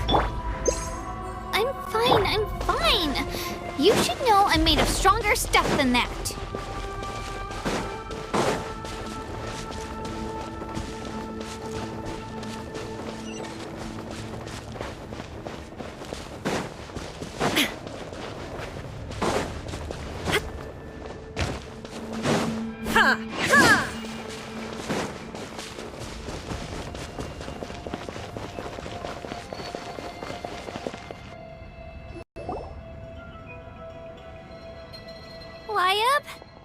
Y-Up, I'm back.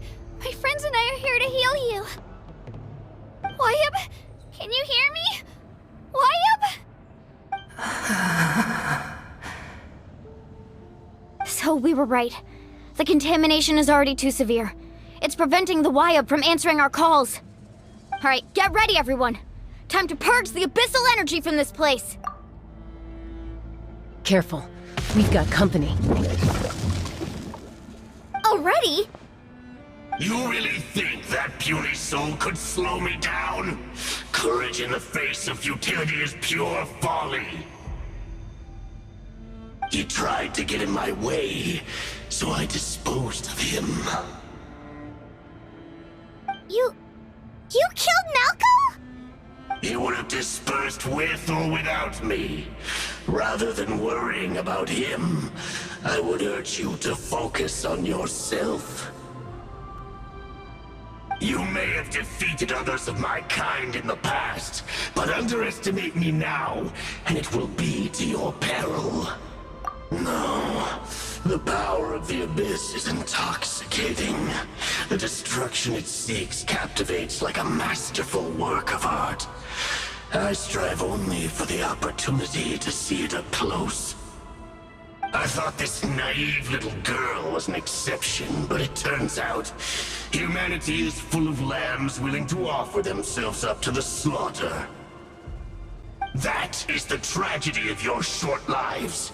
You understand nothing of all-encompassing power. Ancient names, pride, friendship, all empty ideas invented to give you a false sense of self-worth. They possess no power at all. The Pyro Archon created those grandiose ideals out of pure selfishness. Anything to avoid sharing power.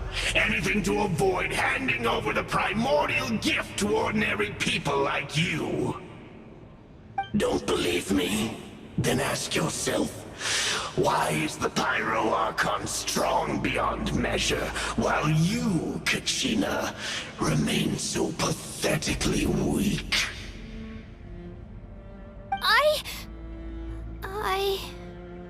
Kachina! Give me your hand.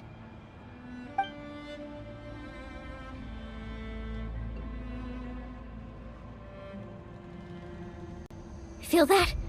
I'm right here next to you. Thanks, Moalani. You're right. I have nothing to fear. Because I'm not alone anymore. You're right. Maybe comforting ideals don't have any power. But you also couldn't be more wrong. You've never had to work for your own strength, so you will never understand the true source of our power. What? The courage we have to stand before you and not back down? It comes from our friendship. The power lies not in the ideal itself, but in our commitment to upholding that ideal, and in our decision to stand together and fight! Well said!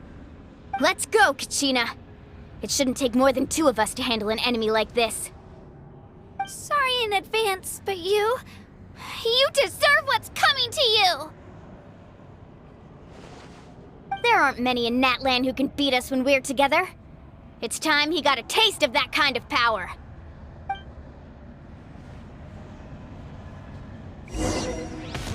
From the ashes to this world! Down! Here's the inferno's call! Let's ride!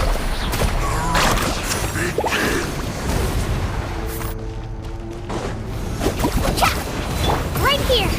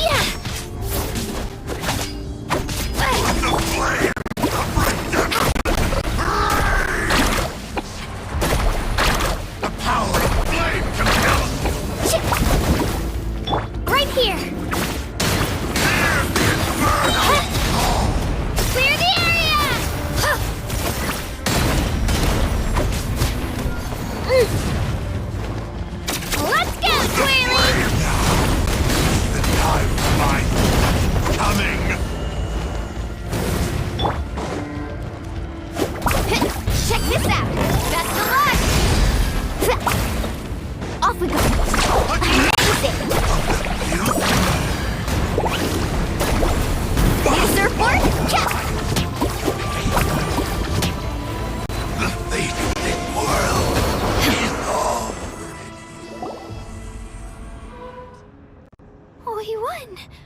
We actually won! That's what he gets for underestimating you two. Fantastic work, Kachina! Absolutely fantastic! This makes me so unbelievably happy. I'm happy too, Mualani. Together we really are unstoppable! Huh? What's happening?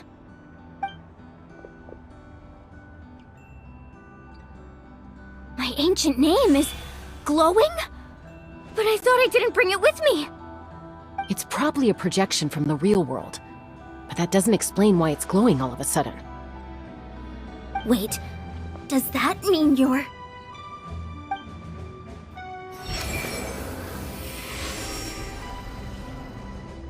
That was a bold move, diving headfirst into the fire to save your friend, especially in a place so overrun with abyssal corruption. Still, seeing you pull it off was really something. Everything you said was exactly right.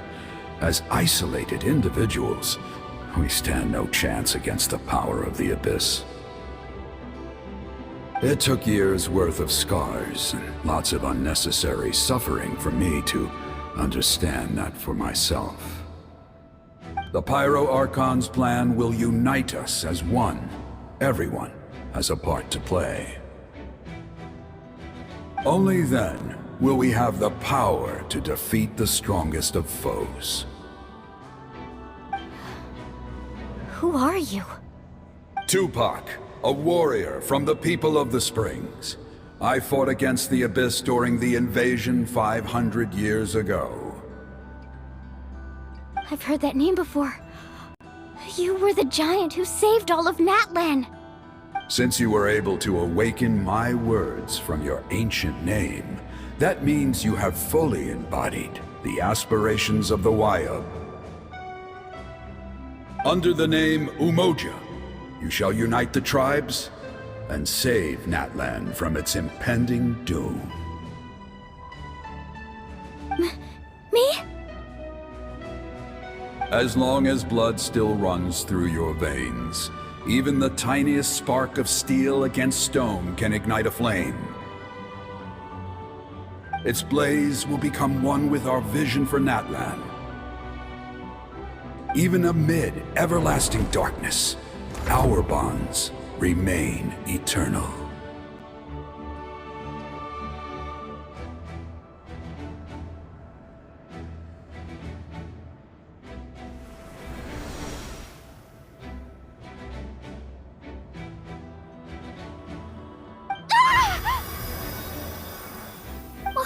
What's wrong, Moalani? So many memories. My brain was just flooded with everything he once knew.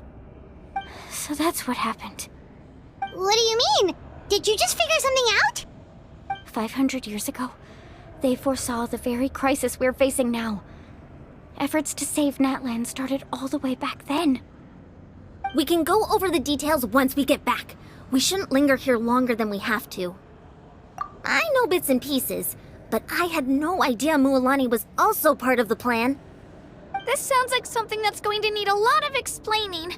Let's focus on saving the Wyatt first.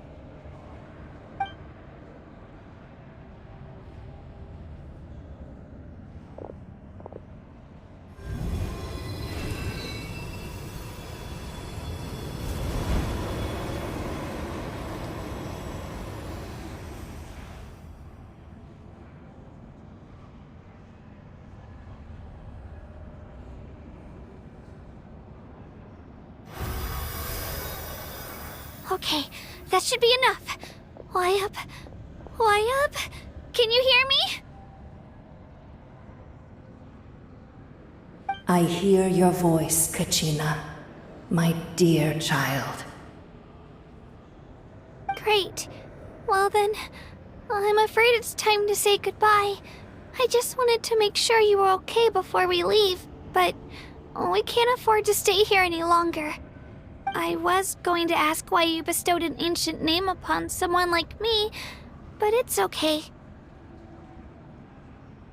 I'll keep searching within myself for the answer. I'll never stop trying to improve my strength. One day, I'll live up to the hero you saw in me. You are already an outstanding child in my eyes, Kachina. No matter what happens. Huh? You are all my most beloved children. It has always been my honor to protect and nurture you. Your ancient name is just that. A name. Much like your parents chose to name you Kachina, I also gave you a name, but it need not define you. Focus on who you want to be.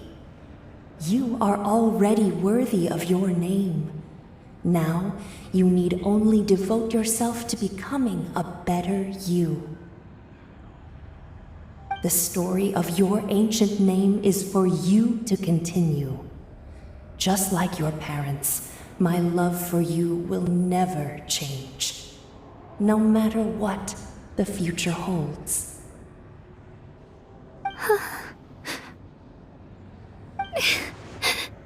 Thank you, Wyatt.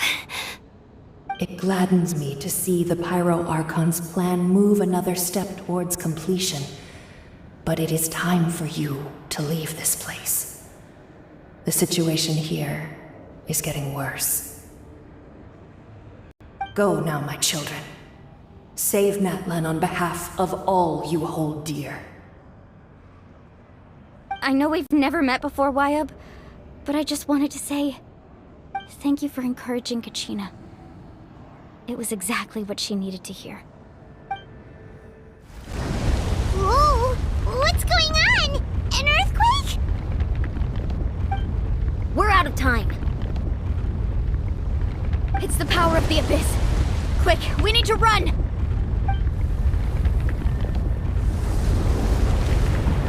It's a Seelie! The Seelie opened the way for us!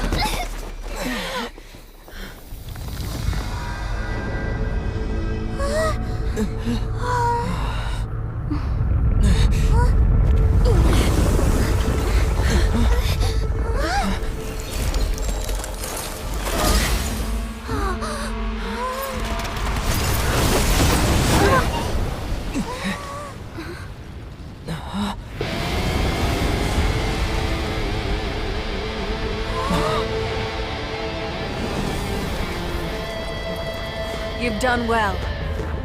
Now come home.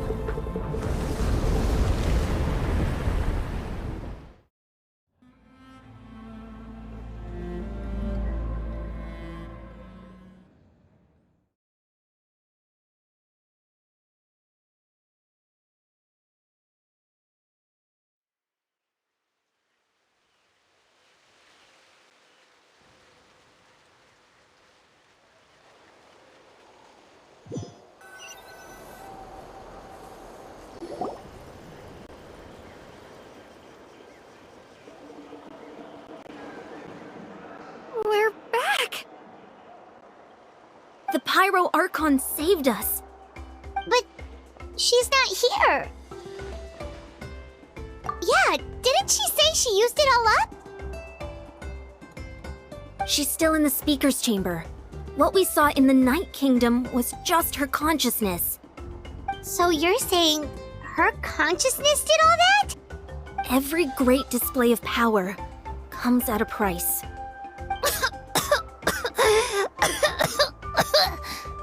You must feel terrible, Kachina.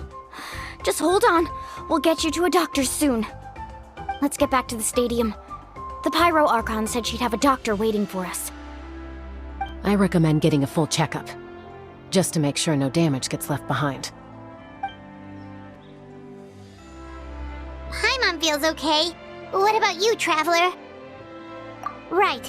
You always seem to do pretty well against the Abyss. Let's get going. We need to share what we learned in the Night Kingdom as well. Right.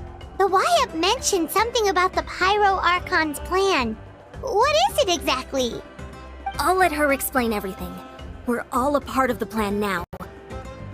Every move we make from here on out will decide Natlan's ultimate fate.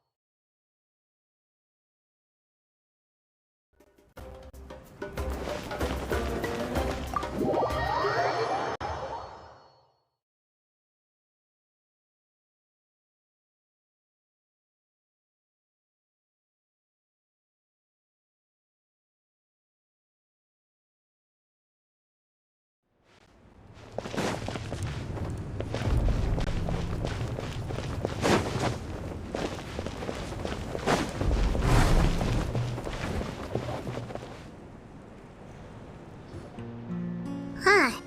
There's a lot less stuff here than before. It's good to see you all here in one piece. I know you must have a lot of questions, but let Koichi check you over first. It's best not to let any lingering effects of the Abyss go untreated. Thank goodness you made it back. I came here as soon as the Pyro Archon told me about your plan. Take a seat, everybody. I'll examine you one by one.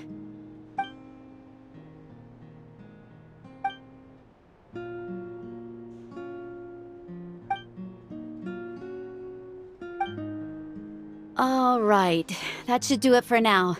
But just to be safe, I'll perform another checkup in a couple of days. I have to say, though, I've never seen anyone react to the Abyss like you, Traveler.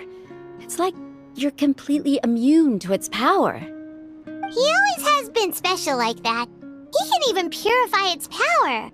Wait, now that you mention it, Paimon doesn't think she's affected either. Given the current situation, that ability will likely play a great role in the events to come. Of course. I still have patients to see, so I'll head out. Thank you, Koichi. All right. We might not see eye to eye, but we both had good intentions.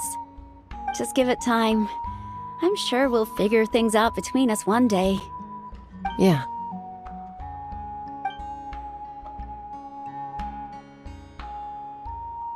All right. There's so much to discuss, I don't even know where to begin. You've seen it for yourselves now. The devastation in the Night Kingdom. I'll get straight to the point. Natlan is on the verge of destruction. It's very possible our nation has less than a year before total devastation. Huh? No. That can't be true, can it? That's right. But I've only ever disclosed that fact to the handful of people working with me to save this nation. Our looming destruction is not a recent development, but the inevitable conclusion of the disaster the Abyss initiated 500 years ago. Mualani told us a little bit about that. 500 years ago, all the nations of Teyvat were invaded by the Abyss. Unlike the other nations, Natlan never had stable and deep-rooted ley lines, so we suffered the worst of the invasion. The battle against the Abyss was exceedingly long and brutal. In the end, victory came at the cost of our civilization and countless lives. Even then, it took centuries of solving the disasters caused by the Abyss to finally achieve the peace we know today. And still, this is but a superficial victory. The forces of the Abyss have merely been driven back underground. Their threat to Natlan remains as real as ever. I'd never have guessed. The problems plaguing the Night Kingdom are all the more complicated because that realm is essentially functioning as Natlan's ley lines. Immediately after the war, our calculations estimated that we would have a maximum of 500 years before the Night Kingdom was completely lost to the Abyss. But at that time, we were a nation of the destitute. Our people no longer believed in victory, nor did they hold hope for the future. Our civilization was dying, our faith crumbling, and the line of power passed down from the Wayab nearly severed. If we didn't bring the nation back together, it would be foolish to even dream of defeating the Abyss in the future. So, the Archon had a long and involved discussion with the heroes of each tribe, and finally came up with a 500-year-long plan to save Natlan. So that's what happened. After finding Kachina, I encountered a strange figure who gave me a series of new memories. Since the plan was mentioned in those memories, I guess I've been chosen to play an important role in it. But there's still something I don't understand. Those memories showed me the Pyro Archon from back then. And it was you. Huh? But that doesn't make any sense. The Pyro Archon is supposed to be human. It's impossible for a human to live that long. That's right. The hardest thing for humans to overcome has always been time. Or rather, the natural limitations of our lifespan. A god can extend a human's life by using a certain amount of divine power, or subjecting them to a curse. But, as we all know, Natlan doesn't have gods like that. We can only rely on our own methods. A human life is like a flame destined to be extinguished. 500 years ago, I placed my life within the sacred flame. Only by dying before my time could I have the chance to wake up again. So, in other words, this is your second life? Yes. We only managed to defeat the Abyss all those years ago because the tribes came together as one. If the Natlan of the future was to have a fighting chance, the Pyro Archons that came after the war had to rebuild the decimated tribes. The goal was to reunite the people and restore the strength of each tribe's Wayab.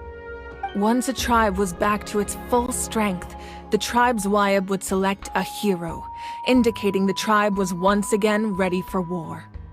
The Chosen would then stand by my side in defense of our nation, just like great heroes of old 500 years ago. So that means I'm one of the Chosen? That's right. You bear the ancient name Umoja, the same one held by the hero from your tribe 500 years ago. It means unity. After your adventure in the Night Kingdom, I trust you've come to fully understand the meaning of that name. So in other words, you always knew who the Wayab were going to pick from each tribe? Yes. According to the plan, each tribe was supposed to have been fully restored by the time I awoke. But something went wrong along the way. The 6 heroes successfully inherited the ancient names from 500 years ago, but the intel regarding the plan wasn't passed on to them. Once again, it comes down to the deterioration of the Night Kingdom. Communication between the Sacred Flame and the Wyab has been blocked. Just like how the Ode of Resurrection failed to bring Kachina back. Exactly. It's just another tactic the Abyss is using against us. The Abyss may not possess intelligence, but its methods certainly aren't easy to counter. If we want to unblock that information from being passed on, my presence alone isn't enough. The ancient name-bearer must establish a greater connection to their name. So, I've tried my best to help them from the sidelines. Currently, Shilonen of the Children of Echoes, Kinich of the Scions of the Canopy, and Iansan of the Collective of Plenty have all been acknowledged by their names. During your adventure, you too earned the acknowledgement of your Wyab, Mualani. In the process, you gained the memories stored within your name. But we have less than a year! Yes, but we have no choice. We cannot start the plan until all the heroes have been gathered. That's also why I haven't been able to take action despite the urgency of the situation. But if you knew this whole time, why didn't you just tell me about my role in all this? Wouldn't that make everything go a lot faster? Perhaps, but the opposite could also be true. Knowing your destiny too early could mean failing to realize your full potential. Just like your determination to save Kachina, I hope your commitment to this endeavor comes from your own strength of will, rather than a sense of obligation. So I suppose you're not going to tell us who the final 2 heroes are then? That's right. Their time is yet to come. Putting pressure on them beforehand will only hinder their development. I can only trust in the judgment of the Wyab. I have never believed I could solve this crisis alone. In fact, it was precisely because I chose to trust and rely on others that we managed to get this far. Natlan's salvation lies not in its Archon or any singular individual, but in us all. You're quite perceptive, aren't you? I thought I might get away with avoiding the topic. Huh? Oh, right!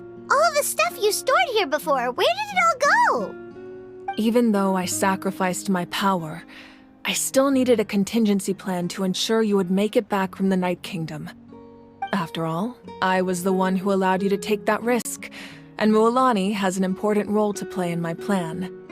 In addition to their sentimental value, the items I stored here held a much more important purpose: fuel.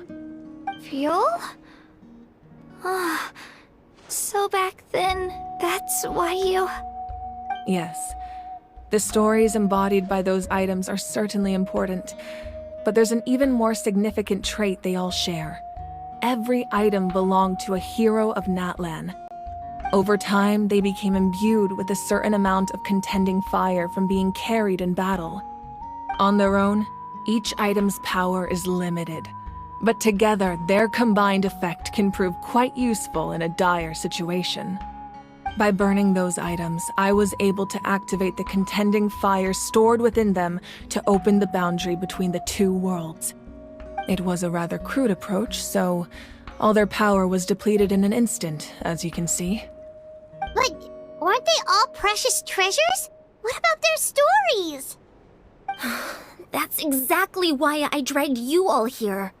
No matter what, I never wanted the Pyro Archon to have to use that power. Oh, I'm so sorry. You have nothing to be sorry for. You all deserve my thanks, actually. If you hadn't saved the totem pole, that area of the Night Kingdom would have been forever lost to the Abyss. And then, it would only be a matter of time before the Children of Echoes was met with disaster. Besides, when those heroes entrusted their belongings to me, or the Pyro Archon of their time, it was out of a desire to contribute to Natlan's survival. If they knew those items helped save the present-day heroes of Natlan, they would not mourn their loss. Even when you put it that way, I still feel bad. There's no need. Remember what I told you about time? The people and the events of the past are never truly lost to us. We simply carry them with us in a different form. In that sense, we didn't lose anything at all. If you still have regrets, let them fuel your resolve in the battles to come. Your deeds will become new legends and nurture new forms of power just like the items once stored here. Well, we'd still like to return the favor. Well, if that's the case, just treat me to a drink sometime. Now that Kachina has returned, we can finally hold the victory feast and celebrate your team's triumph in the Night Warden Wars. And we could all use the rest, that's for sure. Plus, you'll be able to silence everyone who doubted you once and for all, Kachina. Still, now that I know the danger we're facing, having a victory feast doesn't feel right. Try not to let it get to you. It's important to stay calm. Worrying about it will only affect your judgment. All right, you should head out. I'll join you in a bit.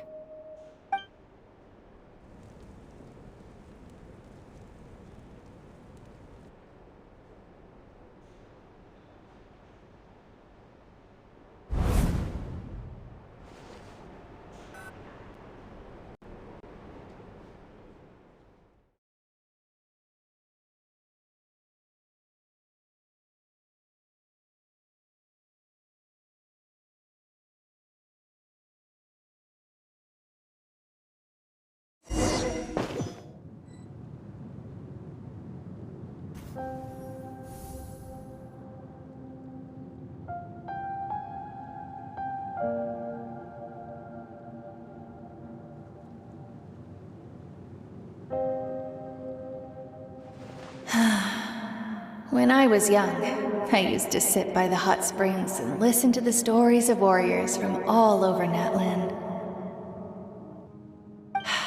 They attract people from all walks of life. Friends come easy here, no matter what tribe you're from. The people of the springs have never claimed the hot springs as their own private property. They are there to bring all hot spring buddies together. It's been really nice, seeing the children of my tribe get older. It's helped me gradually understand the true value of the springs. I've witnessed their energy, their determination, their absolute passion for life. Even when they cause trouble, I never managed to hold on to my anger for long. It's unbelievable how quickly they worm their way back into my good graces. I'm certain Mualani will become a great warrior when she grows up. She possesses infinite potential. I can see it. One day, when I'm no longer in fighting form, I'll come here and tell stories to all the children, just like those warriors did for me. So, you better get busy, Pyro Archon, or I'll end up running out of stories.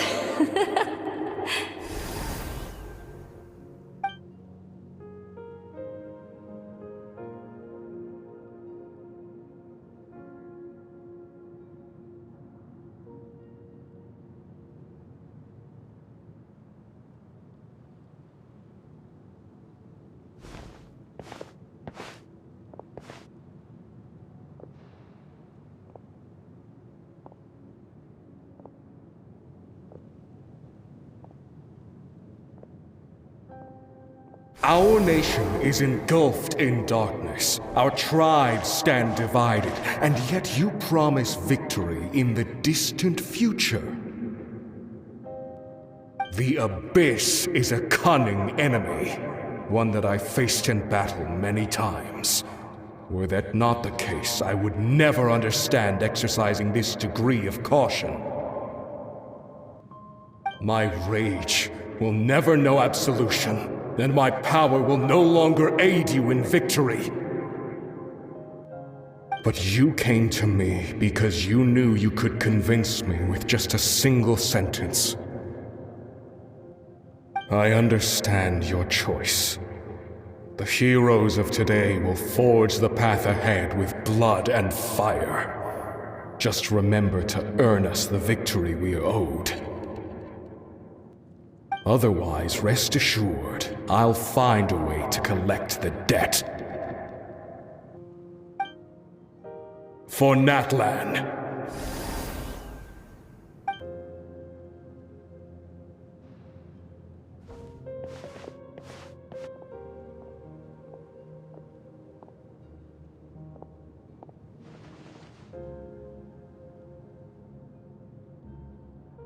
So, you're gonna head 500 years in the future to serve as the Pyro Archon again?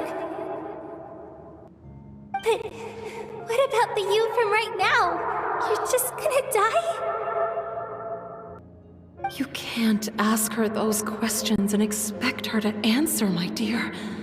The decision is hers to make, and she deserves our support. We will do everything we can to rebuild the tribes. Don't you worry. Even across time, we will all do our part to fight for Natlan's future. Yeah, Mom's right. We'll always believe in you, sis. Oh, seriously though, Dad should be here. Where is he? I imagine he didn't know what to say, so he chose not to come at all. Don't take it to heart, my dear. That's just who he is. Just remember, no matter what happens in the future, we will always love you.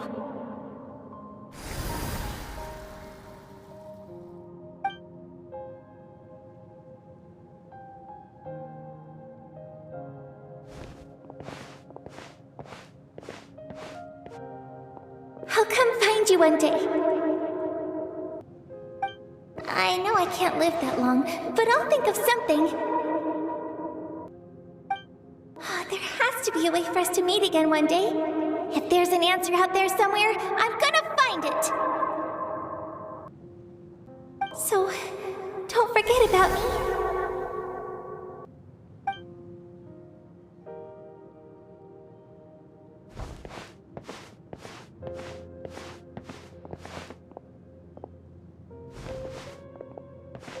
If that's your decision, then you have my full support, Archon. May our children live to see such a lovely son. For Natlan! No one fights alone.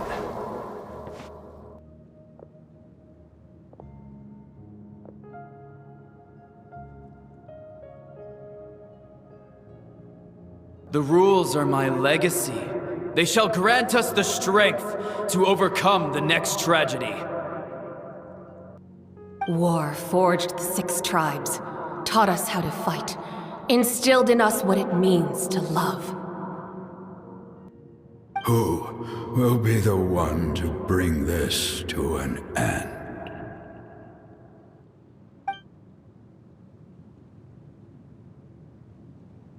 We are the inheritors of memory and legend. Those who grew alongside sun and wind. Those who forged our own destiny and future. That is Natlan's fire. The lifeblood of our nation.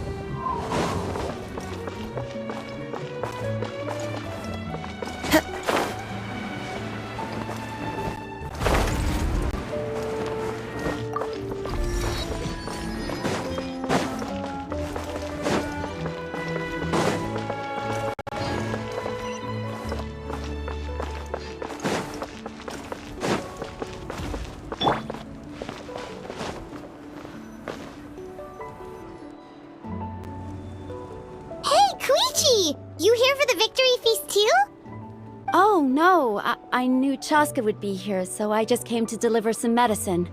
I was about to leave, actually. But it's not that I don't want to celebrate Kachina and the others. I'm so glad she made it back. It's just... well, I'll make things awkward if I'm around my sister right now. Ah, well, you two had a fight, so Paimon can understand. She didn't cause any trouble during your trip, right? Yeah, she was super helpful. She gave us a lot of useful information about the Abyss. That's good. That's all I needed to know. Is there a reason you asked? You were pretty outspoken when we first met, but now it's like you're holding something back. Maybe it seemed unreasonable, picking that fight with her before you left, but I did it for a reason. Her impulse to fight is extremely strong. Her mental strength helps her rein it in, but she still loses control sometimes. I had no idea what you might face in the Night Kingdom, so I didn't want to take any chances. So what you're saying is... Okay, so maybe it sounds a little stupid, but it works pretty well. It helps her keep her cool for a little while, at least. Anyway, I'm just glad you were able to make it back safe and sound. That's all I wanted. But do you really have to go that far? Can't you just talk it out? No way. Chaska never opens up about her own pain, especially to her family. She can't learn about this, or it'll be even harder to help her. I appreciate the understanding, and don't worry. I'll find a way to help her ease this burden. Anyway, I need to get going. Enjoy the celebration. Oh, and if you ever need a doctor, you know who to find. Huh. Who would have thought there was a deeper reason behind their arguing? In the end, it's all the Abyss's fault. Paimon's had enough of them.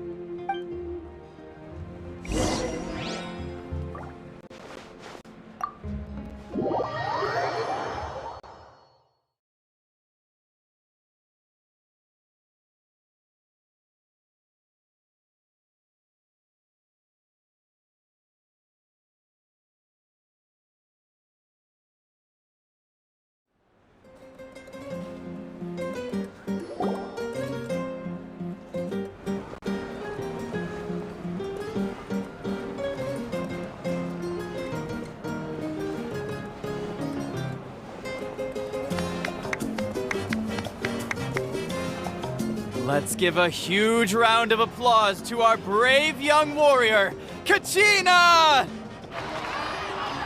Woohoo! Well done, Kachina. Thank you, everyone. I'm so glad I finally made it. I always knew you could do it. With so much potential at your age, you have a great future ahead of you. You're one to talk. Don't think I didn't know you were the first person to abandon your team. I'll be dealing with you when we get back. I had no choice. My friend invited me. I couldn't just say no. Oh, really? So you weren't just trying to get ahead in the first round? I wasn't, I swear. I just happened to find that bearer injured in the wild, so I stopped to bandage his wounds. When he insisted on repaying the favor, what was I supposed to do? I'm just one person. I figured Kachina would have no trouble replacing me. But the fact of the matter is that after your departure, everyone else started thinking about swapping teams too. I'm really sorry, Kachina. It was wrong of us to abandon you like that. It's amazing that you still made it all the way through to the Night Warden Wars. That's the highest honor. So, what about you guys? Did you make it far? Our team captain drank too much the night before the competition and turned up late to the stadium on the day. We got disqualified.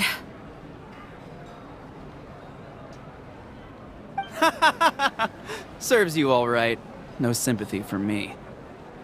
All right. There's no need to be like that, Uncle Pakal. Dear friends, I'd like to say a few words. Firstly, I'm grateful to my friends and our great Archon for helping to bring me back.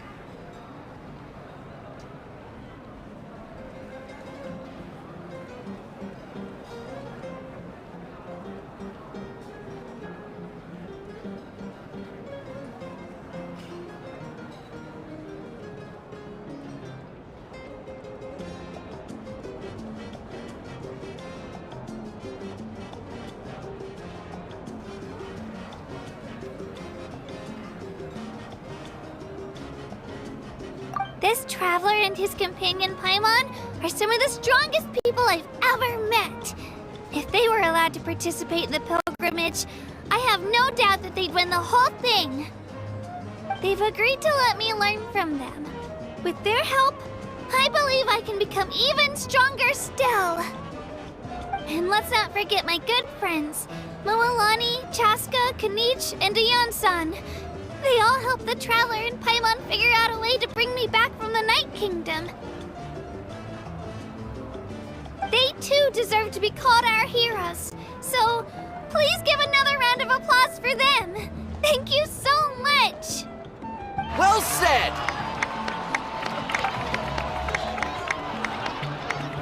I'll drink to that.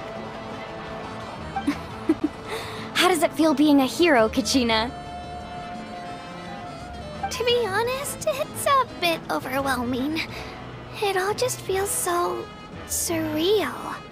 Well, you better get used to it! Next up, undefeated champion! Hey, please don't make fun of me.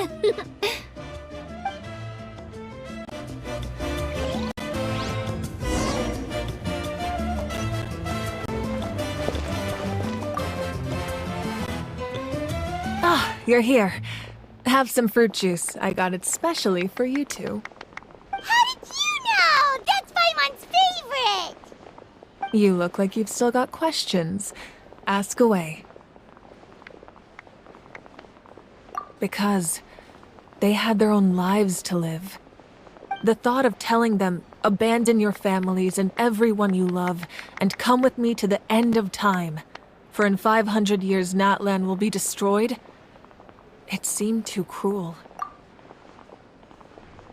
You could just as easily point out that everything in this world would come to an end eventually. But life is short, and beyond a point, it just doesn't seem real.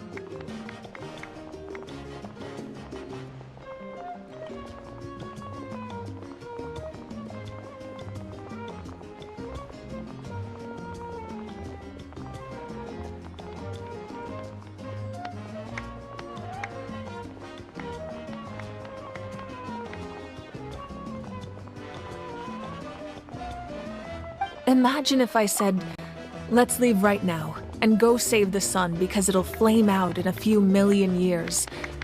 It would sound quite ridiculous. I couldn't make them shoulder that burden with me. Besides, every generation will have its heroes, this one included. The plan could still work without them. Or, of course, without me. But since I was the one who came up with the plan, I felt duty-bound to see it through to the end. Paimon's suddenly remembering that portrait in your room. Was that your family from back then? Yes, it was. So when you asked me who my sister grew up to be, the truth is that very little information survives. From what I've been able to piece together, I can conclude with a reasonable degree of confidence that she ended up as an architect and artist. She played an instrumental role in rebuilding the scions of the Canopy tribe, designing and building many houses. But of course, none of her buildings are around anymore. Still, it was an impressive achievement, and I'm very proud of her. You feel lost keenly. It seems to stir up feelings of regret in you. But this is something I have long since come to terms with. This is a war, and there can be no war without loss. I am already far more fortunate than those who lost their lives to the Abyss. The people of Natlan look to me as their Archon, and the weight of their expectations is mine to bear. I must see our fate through to the very end, no matter what I may find there.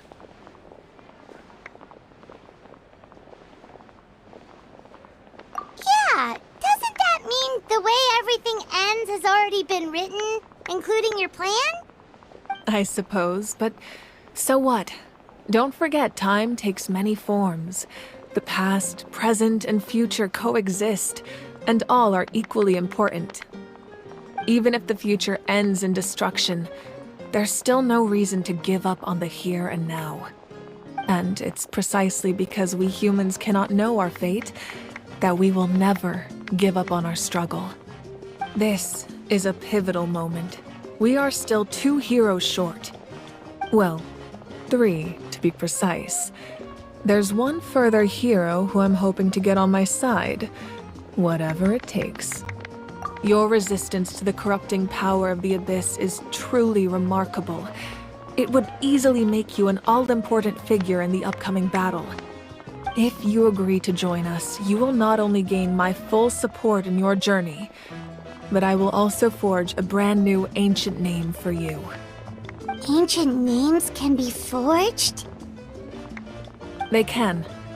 Several strict conditions must be met, but if they couldn't be forged at all, then the number of them in circulation would have long dwindled to 0. Possessing an ancient name would mean that your adventures in Natlan are recorded in full. Your stories would be remembered by our people for all the years to come. The Ode of Resurrection may have temporarily lost its power, but still, take this as my personal guarantee that I shall never let you fall. Just like in the Night Kingdom, I will be there for you. That is a promise I will fulfill at all costs. This nation always honors its heroes. Yeah, we can't just ignore the situation here. Wonderful. Then I'll reach out to Shilonen right away. She's the one who will forge the name. We've never forged an ancient name for an Outlander before, but I trust she'll find a way.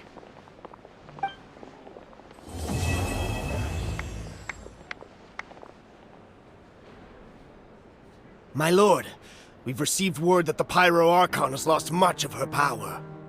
Although your injury complicates things, this is most certainly the opportune time to seize the Gnosis. Victory and defeat are rules, not outcomes. I have never taken advantage of an opponent in a time of weakness, and I don't intend to start now. As for you, I must confess, I did not expect that little trick of yours to save the day. No matter how dense the fog, as long as the sun remains, we cannot turn day into night. She could have dispelled it. She simply chose not to. You don't have much time, and you're injured on top of that. What do you plan to do next? I'm beginning to see just how useful you may turn out to be. You heard something from here, didn't you?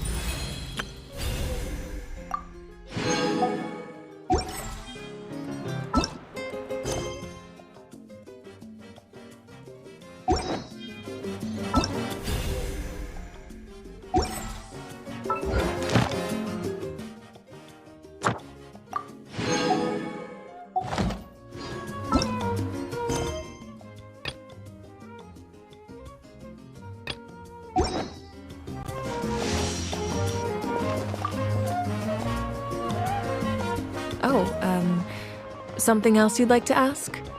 Well, our intel suggests he hasn't made any new movements yet. Although Kenichi's investigation helped us confirm that he's being aided by someone from the Masters of the Nightwind. I'm getting closer to narrowing down who that may be, but it's still unclear whether this person aided the captain out of willingness or coercion. If you learn anything about this during your adventures, please let me know. Something else you'd like to ask? The Abyss is the most formidable enemy in all of Teyvat. In the beginning, it took failure and tragedy to even begin to learn how to fight back.